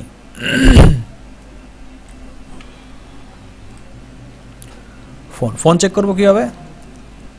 ফোনের ক্ষেত্রে যদি আমরা ফোনের ফরম্যাট চেক করতে চাই, বাংলাদেশে ফোনের ফরম্যাট কি, 11 ক্যারেক্টার। মোবাইলের ক্ষেত্রে হইলে 880 দিয়ে শুরু হইতে হবে বা 02 দিয়ে শুরু করতে হবে, এরকম কিছু কন্ডিশন দিয়ে যেতে পারে। এইগুলিও আমরা রেগুলার এক্সপ্রেশন দিয়ে করতে পারি। রেগুলার এক্সপ্রেশন আগামী ক্লাসে দেখাবো, এই জন্য এটা দিচ্ছি না আপাতত। এটাকেও শুধু 11টা লেন্থ কিনা এটা চেক করতেছি, মানে 10-এর উপরে হইলে নিব, কারণ অনেকে আবার 0 দেয় না বা 0 দিলে বাদ হয়ে যায়। কাজেই 10-এর উপরে হইলে নিয়ে নিব। কাজেই এখানে হচ্ছে আমাদের str লেন, ডাটাবেজে 0 স্টোর হবে না। হ্যাঁ, টেক্সট স্টোর হবে, কিন্তু যখন সে এটাকে সেন্ড করবে সার্ভার থেকে তখন সে 0 মুছে ফেলবে। হ্যাঁ, কারণ আমি তো প্রথমে তো প্লাস ক্লাস কিছু দেই নাই, যেহেতু নিউমেরিক নাম্বার লিখে গেছি, সেটাকে নিউমেরিক হিসেবে কাউন্ট করে 0 মুছে ফেলবে। এটা না মুছার ব্যবস্থাও আছে, কিন্তু যেহেতু মুছে ফেলবে কাজে ওইটাকে ওইভাবে নিয়ে নেওয়াই ভালো। str লেন পোস্ট ফোন, যদি এটা 10-এর বেশি হয় দেন আমরা বলবো যে ফোন, যদি 10-এর বেশি হয় ফোন হচ্ছে ট্রু, না হলে ফোন হচ্ছে ফলস। তাহলে আমরা কতগুলি ভ্যালিডেশন চেক করলাম, ইউজার নেম ঠিক আছে কিনা, পাসওয়ার্ড ঠিক আছে কিনা, ফার্স্ট নেম ঠিক আছে কিনা, ইমেল অ্যাড্রেস ঠিক আছে কিনা, এবং ফোন ঠিক আছে কিনা। যদি সবগুলি ঠিক থাকে দেন আমরা কাজে নামবো, এর আগে কাজে নামবো না। তাহলে সবগুলি ঠিকঠাক করার পরের কাজটা কি, এই লাইনটা এক্সিকিউট করা, তাই তো? তার মানে এই লাইনটা এক্সিকিউট করার আগে ওই যে বাকিগুলি রেখে আসলাম উপরে, ওইগুলি ঠিক আছে কিনা আমার জানা দরকার। তো সবগুলি ট্রু কিনা আমি দেখবো কিভাবে, আমাকে একটা ইফ লাগবে এখানে। ইফ ডলার, প্রথমে চেক করতে হবে কি আমার, যে ইউজার নেমটা ঠিক আছে কিনা, এন্ড না, এন্ড শর্ত দিচ্ছি তাকে যে এইটা ট্রু কিনা। আচ্ছা, এরপরে হচ্ছে আমার পাসওয়ার্ড ট্রু কিনা, এন্ড ফার্স্ট নেম ঠিক আছে কিনা, অ্যান্ড লাস্ট নেম নাই, দরকার নাই, আমার দেও নাই। আর কি ছিল, ইউজার নেম লিখছি না, ইউজার নেম, ইমেইল ঠিক আছে কিনা, সরি, অ্যান্ড ফোন নাম্বার ঠিক আছে কিনা। যদি এগুলি সবই ঠিক থাকে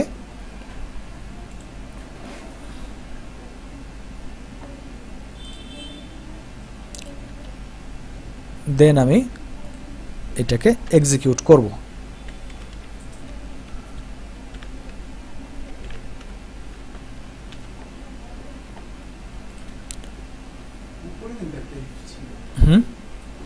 উপরের ইফটা তো ছিল হচ্ছে ডাটা ঢুকছে কিনা,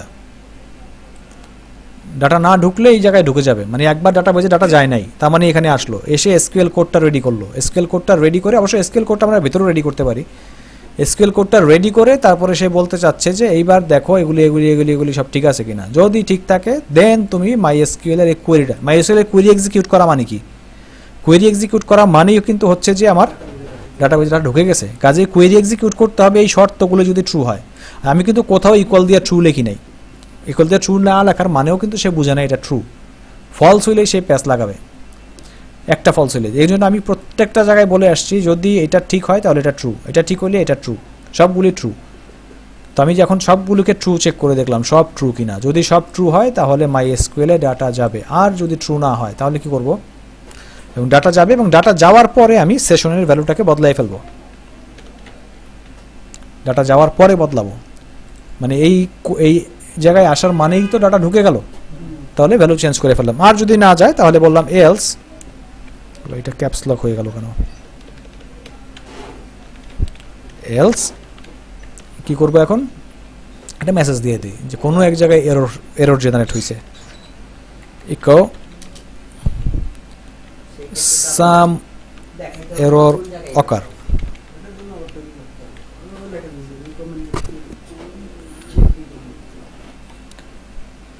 ওকে, তাহলে এবার দিয়ে দেখি আমাদের কোন কোন ফিল্ডে, যেমন ইমেইলে কোনো ভ্যালু নাই, কাজে এটা এরর দেওয়ার কথা, দেখি কি বলে, রিফ্রেশ করে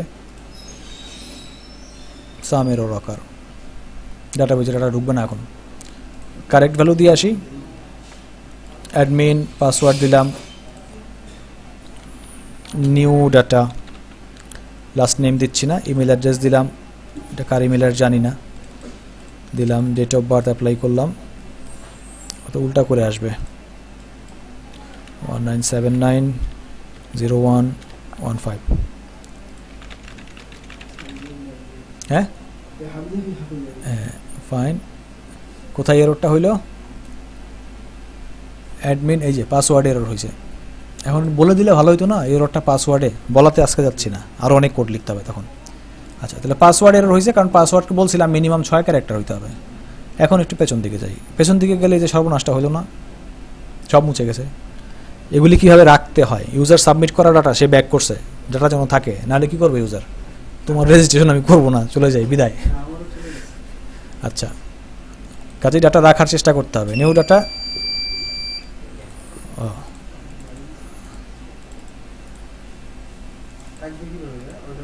ওটার জন্য কোড লিখতে হবে। আচ্ছা, পাসওয়ার্ড তো 4 অক্ষরেরই আছে, এটা বড় করে দিচ্ছি, 1 2 3 4 5 6 7 8, ফাইন, সেভ, সাম এরর অকার। আবার কোথায় এরর হইল, নিউ ডাটা,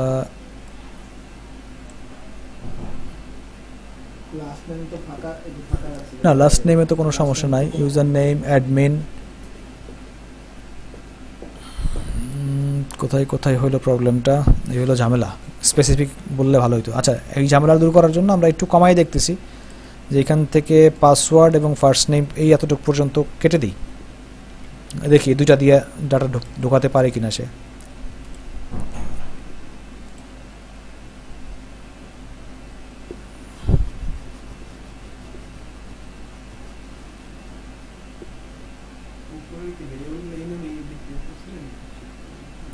এই নামেই ছিল,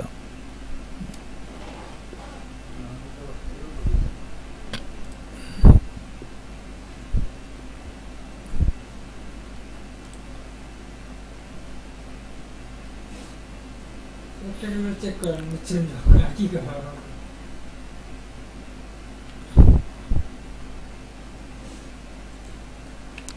আচ্ছা একটু সরাসরি ট্রু ট্রু লিখলে তো হবেই। ও আচ্ছা ফলস করে দিই তাহলে তো হইতে পারে। এটা যদি ফলস হয়, এটা যদি ফলস হয়,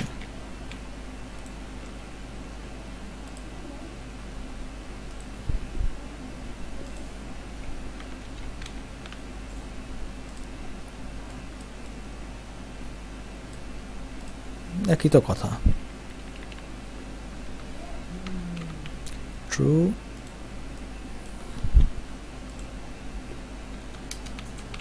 ট্রু ওটাই শো হচ্ছে। হ্যাঁ এইটা এরর এরর পাচ্ছে সে কোথাও। আচ্ছা এই এররটা দেখার জন্য যেহেতু কোনো এক জায়গায় ফলস পাচ্ছে সে, যে কারণে এররটা হচ্ছে, এখন কোথায় ফলস পাচ্ছে সেটা দেখার জন্য আমরা একটু ইকো করে দিই এই জায়গায় এক লাইন করে। হ্যাঁ ইকো, এটা জাস্ট একটু দেখে নিচ্ছি যে আসলে ফলস হচ্ছে কোনটা। না ফলস তো দেখাবে না, ইকো করে ফলস তো 0 আসবে, কাজে ইকো করতে হবে ট্রুটা, যেটা আসবে না সেটাই বোঝা যাবে যে সেটা ফলস।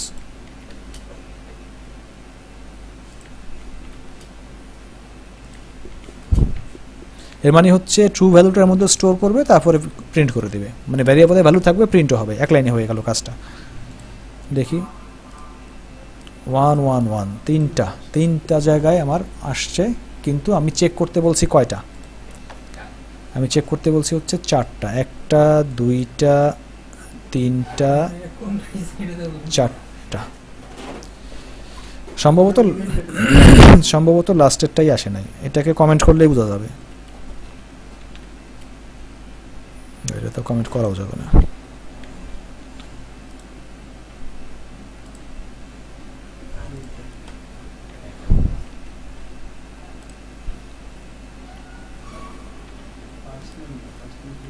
পার্সেন্ট ঠিক আছে, সম্ভবত ইমেইলেই ঝামেলা। নিউ ইমেল ফিল্টার স্যানিটাইজ, সে সম্ভবত ফলস রিটার্ন করতেছে আমাকে এখান থেকে। আচ্ছা এখানে একটু ব্র্যাকেট দিয়ে দেখি কি বলে সে। ইকো ফেল,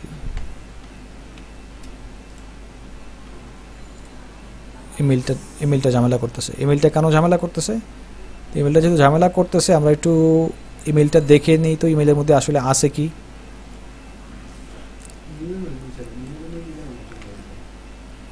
আছে কি এর মধ্যে?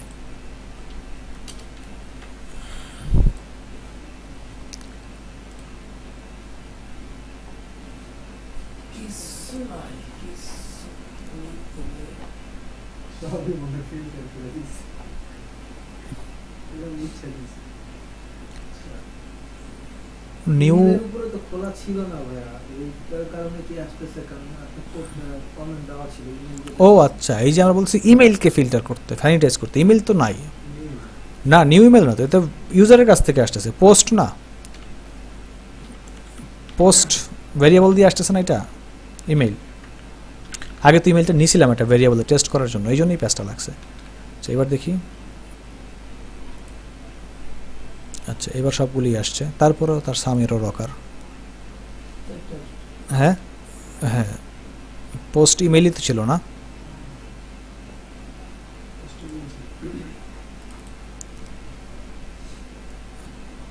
ইমেইলটা তো শো করবে আমাকে, তাও তো করে না।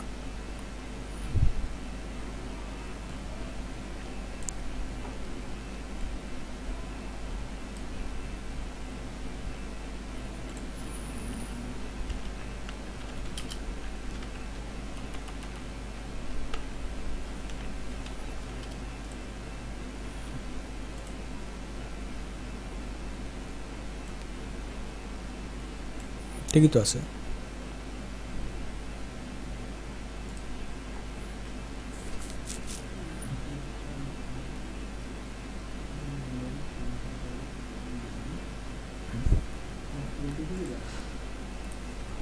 একটু নট দিয়ে দিই যদি এটা ফলস না হয়, মানে সে যখন রিটার্ন করতেছে তখন সে ইমেইল অ্যাড্রেসটা রিটার্ন করতেছে। যেমন আমরা এখানে ফিল্টার ভরার আগে যদি ইকো দিয়ে দিই, এটা খেয়াল ছিল না বলতে, এখানে আমরা এই ফিল্টার ভারটাই করলাম, এটা তো কারেক্ট, সে তো রিটার্ন করবে কি মানে সে তো ইমেল অ্যাড্রেস তো সঠিক, ইমেল অ্যাড্রেস তো সঠিক, তো সে দেখো কী রিটার্ন করে, সে ইমেল অ্যাড্রেসটাই রিটার্ন করে। আর যদি ইমেল অ্যাড্রেসটা সঠিক না হয় তাহলে ফলস রিটার্ন করে। কাজে আমাদের চেক করে দেখা দরকার সে আসলে ফলস রিটার্ন করলো কি না। কাজে যদি এটা ফলস না হয়, নট ফলস, তাহলে আমরা ট্রু রিটার্ন করব। দেখি কি বলে এবার।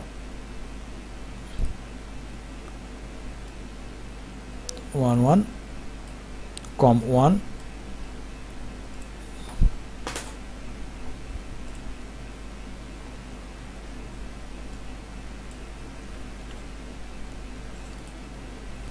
not equal false।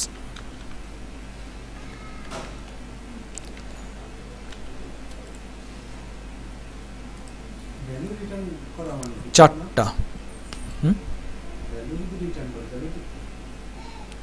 Value return করলে ট্রু, কিন্তু হ্যাঁ ট্রু রিটার্ন হওয়ার কথা ছিল কিন্তু হচ্ছে না তো। তাহলে আমি চারটা পেয়ে গেছি, এখন আমাকে ট্রু রিটার্ন করছে চারটা, ফেল তো আসে নাই এখন। আচ্ছা হ্যাঁ এবার আসি নিচে। তাহলে ইউজার নেম যদি ট্রু হয়, পাসওয়ার্ড যদি ট্রু হয়, দেখি সে কি বলে।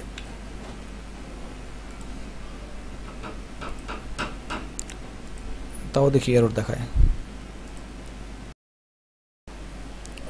এই সেকশনে ইউজার নেম, এই যে ইউজার নেমটা, এইটা একটা ব্লকের মধ্যে চলে আসছে, ইফের মধ্যে, যদিও এখানে হওয়ার কথা কিন্তু তারপর এটা হচ্ছে না। এটাকে একটা উপরে নিয়ে যাই, ইউজার নেমের চেকিংটা বলতেছি যে এইখানে, এই চেকিংটা এখানে বাদ দিই, এইটাও বাদ দিচ্ছি আপাতত। যদি এটা সেট করা না থাকে তাহলে অ্যান্ড ইউজার নেম সেট করা নাই এবং ইউজার নেম ট্রু, দেখি কি হয়। অ্যাডমিন 1 2 3 4 5 6, দেখি তো গেছে কিনা।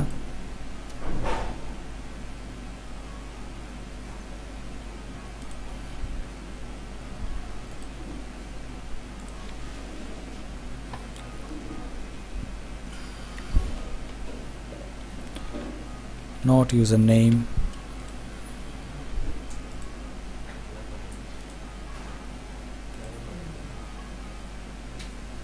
new data,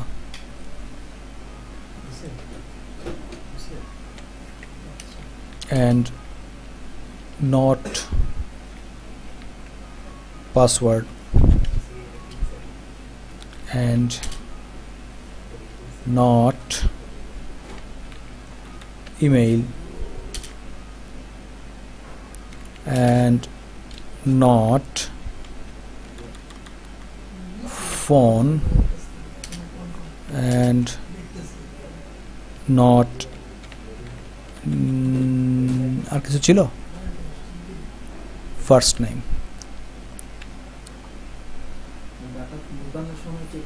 আচ্ছা প্রথমেই ডাটা ঢোকানোর সময় বলতেছে যে ইউজার নেম খালি কিনা। যদি ইউজার ডাটা সেট করা না থাকে, যদি ইউজার নেম না থাকে, মানে এগুলি যদি ফলস না হয়, মানে নট ফলস, যদি এগুলি হয় তাহলে আমরা কি করব, ডাটাটাকে, যেই ডাটাটা পাঠাচ্ছি সেই ডাটাটাকে এর মধ্যে ইনসার্ট করে দিব। এই সেকশনে কাজ করে নাই, তার কারণ হচ্ছে ইফের একটা ব্লকের মধ্যে তারা চলে আসছে। এইটাই সুপার গ্লোবাল ভেরিয়েবল, লোকাল থেকে গ্লোবালে, মানে এটা ছিল গ্লোবালি আর ওইটা তখন লোকাল ভেরিয়েবল হিসেবে কাজ করতেছিল, এই জন্য ভ্যালুগুলো পায় নাই তখন, যদিও এটা এরকম হওয়ার কথা না, তারপরও কেন হচ্ছে। আচ্ছা আরেকবার ইনপুট, এখন তো ইনপুট দিলে আবার নিবে না, কাজে এটাকে রিফ্রেশ করে দিচ্ছি। নিউ অ্যাডমিন, এটা আমার ব্রাউজারে সেভ করা, ব্রাউজার থেকে মুছে যাচ্ছে। 1 2 3 4 5 দিলাম একটা পাসওয়ার্ড, ফার্স্ট নেম দিলাম টেস্ট,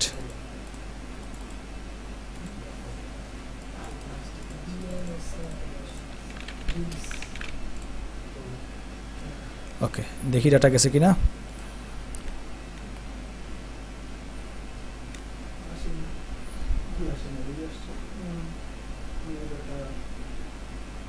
নিউ ডাটা দিছিলাম,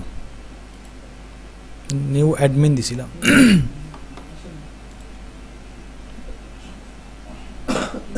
চেক করলাম উপরে, পরে আবার এখানে না এটা তো ইউজার থেকে ডাটা নিতেছি পরে, এটা কি হ্যাঁ আছে? ইউজার থেকে ইফ ইউজার নেম আছে কিনা অ্যান্ড দিয়ে চেক করতেছি পরে, আর নিচে যে পোস্ট থেকে আমি ডাটা ঢুকাচ্ছি পরে SQL তাই তো করব।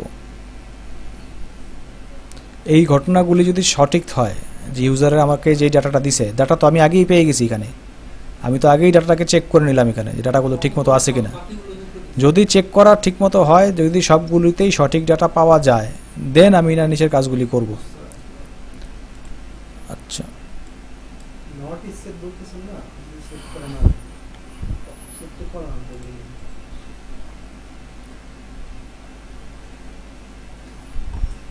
না ইস সেট করা থাকলে তো আচ্ছা ইস সেটটা আপাতত বাদ দেই।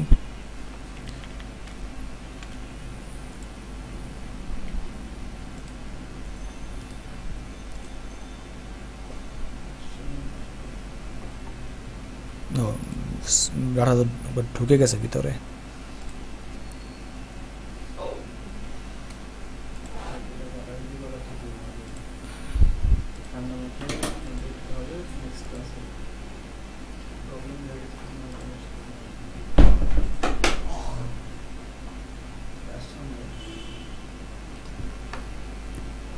কি আশ্চর্য, সে পাচ্ছে না কেন? এটা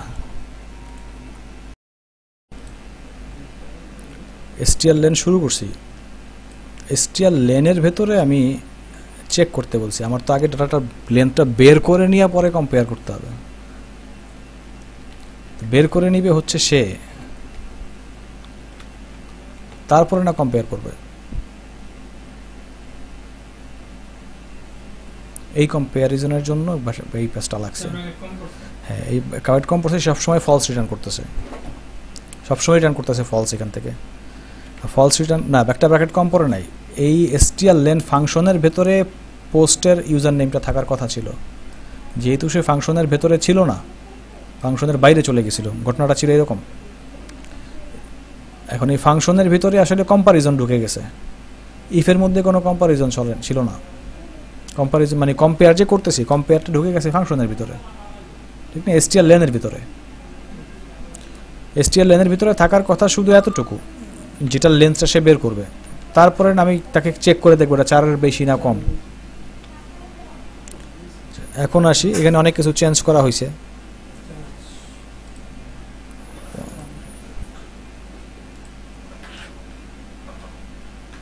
এই আসছে, আর একটু চেঞ্জ করে দেই তাহলে পুরোটা চেক এই ঠিক হয়ে যাবে আর কি। সেটা ছিল হচ্ছে এইটা তো আমাদের চেকিংটার এখানে আমরা করছিলাম হচ্ছে ইস সেট $_session, আমাদের ভেরিয়েবলটার নাম ছিল সাকসেস। যদি সাকসেস সেট করা থাকে, নট মানে যদি সেট করা না থাকে, দেন আমরা এই কাজটা করব। আর যদি সেট করা থাকে তাহলে তো এটা করতেছি না, সেট করা না থাকলে এটা করব। আর হচ্ছে ইফ দেখে নিচ্ছি যে এইগুলো ফলস না, নট ফলস, কোনোটাই ফলস না। ফলস না মানে কি? ট্রু। আচ্ছা, যদি সবগুলি ট্রু হয় দেন আমরা বলবো যে ওকে ডাটাবেজে ডাটা চলে যাও এবং সেশন সেট করে ফেলো। আর যদি ডাটা এটা কোনো একটা ফলস হয়ে যায় তাহলে এলস দিয়ে বলবো যে ইকো করো। এখন কি ইফটা নিচে নিয়ে আসলেন? হ্যাঁ, সাম এরর। তাহলে কোনটা স্ট্যান্ডার্ড প্র্যাকটিস বা ডিফারেন্স? দুইটাই একই রকম, উপরে লিখলেও হয়। আমি জাস্ট ঝামেলা কমানোর জন্য যে উপরে সেট করা আছে, যদি সাকসেস সেট করা থাকে তাহলে তার চেকিংয়ের দরকারই নেই। সেট করা না থাকলে এটা তৈরি করলো, তারপরে আমি বললাম এটা আমাদের দরকার নাই, এটা টেস্ট করার জন্য দিয়েছিলাম। তারপরে বললাম যে যদি দেখো এটা ফলস কিনা, এটা ট্রু কিনা, আসলে নট ফলস মানে ট্রু, এটা ট্রু কিনা, এটা ট্রু কিনা, এটা ট্রু কিনা, সবগুলি ট্রু কিনা। যদি সবগুলি ট্রু হয়, মাই এসকিউএল এই কোডটা, যে কোডটা এসকিউএল কোডটা জেনারেট করা হলো, কোডটা রান করো। কোডটা রান করা মানে ডাটাবেজে ডাটা চলে যাবে, সেশনে ডাটা দিয়ে দাও। অন্যান্য ইয়াগুলো কিন্তু আমরা উপরে চেক করছি ফলস কিনা ট্রু কিনা, এর সাথে ওইটা একসাথে রাখলে কি ভালো হতো না? অন্য কোনটা? নাকি এই ইফের ভিতরে দিতে হবে এই ডাটাগুলো? এগুলো অন্য মানে উপরে জানা একটু, আর বাকি উপরে তো আমি প্রত্যেকটাকে আলাদা আলাদা করে ভ্যালিডেশনগুলি তৈরি করলাম যে আমার ইউজার নেম ঠিক আছে কিনা। ইউজার নেম ঠিক আছে, তাহলে একটা ভ্যারিয়েবলের মধ্যে বলে দিলাম ইউজার নেম ঠিক আছে। এখন আমি যদি এই সবগুলি কোড চাইলে কিন্তু এই সবগুলি ইফ আমি এই জায়গায় লিখতে পারতাম, তাহলে অবস্থাটা কি দাঁড়াইতো, অনেকগুলি ইফ লিখতে হইতো এখানে, ইফ ইফ ইফ ইফ ওই ইফগুলি আমি উপরে লিখে ইফ যদি ট্রু রিটার্ন করে ভ্যালুটা আমি আরেকটা ভ্যারিয়েবলের মধ্যে রেখে আসলাম যে ইফ যদি ট্রু হয়, ইমেল যদি ট্রু হয় তাহলে ইমেল ট্রু, না হলে ইমেল ফলস, আচ্ছা, উপরে মানে এটা ডিফাইনের মধ্যে ডিফাইন করে দিয়ে আসলাম। যদি তুমি বি পাও তাহলে এখন আমি নিচে এসে আবার চেক করতেছি যে হ্যাঁ যদি সবগুলি ট্রু হয় ওইখানকার, দেন আমি ডাটাবেজে ডাটা পাঠাবো। আর যদি একটাও ফলস হয় ডাটাবেজে ডাটা যাবে না, বলবে যে সাম এরর অকার। আচ্ছা এইবার আবার একটু চেক করে দেখি, হ্যাঁ এবার নতুন ডাটা দিই, একটা ভালো ডাটা দিই, এটা অ্যাডমিনই থাক। আমি আবার এখানে আরেকটু কাজ করে ফেলছি, সেটা হচ্ছে প্রত্যেকটা ইফের মধ্যে যদি ইফ এই কোনো একটা ভ্যালিডেশন যদি ফলস হয় তাহলে কোথায় ফলস হচ্ছে আমি ফলসের মধ্যে ইকো দিয়ে ইউজার নামটা লিখে দিয়ে আসছি যে কোথায় ফলস, যে ইউজার নেম ফলস মানে যদি কোনোটা ফলস করে কোনটা ফলস বলে দিবে। আচ্ছা তাহলে আমি একটু বলেই দিই, আমরা বলছিলাম ইউজার নেম হবে হচ্ছে 4 অক্ষরের এবং পাসওয়ার্ড হইতে হবে 6 অক্ষরের বেশি, 6 ক্যারেক্টারের বেশি। সেভ করে দেখি, password first name fail phone number সামের রকার, যেহেতু কোনো স্পেস দেই নাই বুঝতে সমস্যা হচ্ছে। পাসওয়ার্ডটা তো বোঝা যাচ্ছে, পাসওয়ার্ড ফিল্ড ম্যাচ করে নাই, ফার্স্ট নেম ফিল্ড ম্যাচ করে নাই, পাসওয়ার্ড ফিল্ডের ডাটা দিয়ে আসি। আচ্ছা পাসওয়ার্ড ফিল্ডের ডাটা দিতে হবে মিনিমাম 6 ক্যারেক্টার, 1 2 3 4 5 6 7 8 পর্যন্ত দিলাম। ফার্স্ট নেম ফিল্ডের ডাটা দিচ্ছি, কী ডাটা দিই, রানাই লিখি, লাস্ট নেম লিখলাম না, ইমেল অ্যাড্রেস rana@gmail.com। স্পেলিং ভুল কিন্তু সফটওয়্যার ধরবে না, সে দেখবে হচ্ছে ফরম্যাট ঠিক আছে কিনা, এই জিমেইলে আসলেই আছে কি নাই এটা কোনো ব্যাপারই না তার কাছে। Phone number, date of birth দিলাম, একটা অ্যাড্রেস দিয়ে দিলাম, সেভ। কোনো মেসেজ আসে নাই, তার মানে ডাটা বেজে ডাটা গেছে। এই যে দ্বিতীয়বার কি ডাটা আসবে রিফ্রেশ করলে? আসার কথা না, কারণ এই ভ্যালিডেশন আগেই চেক করা, আর আসে নাই। তো এই মানে লজিক্যাল এররগুলির দিকে খুব সাবধান, এটা যে কারোই হতে পারে, সে যত অভিজ্ঞই হোক। লজিক্যাল এরর একটা হয়ে গেলে এইটা বের করাটাই হচ্ছে খুব ঝামেলা। তো আজকে এই পর্যন্তই থাক।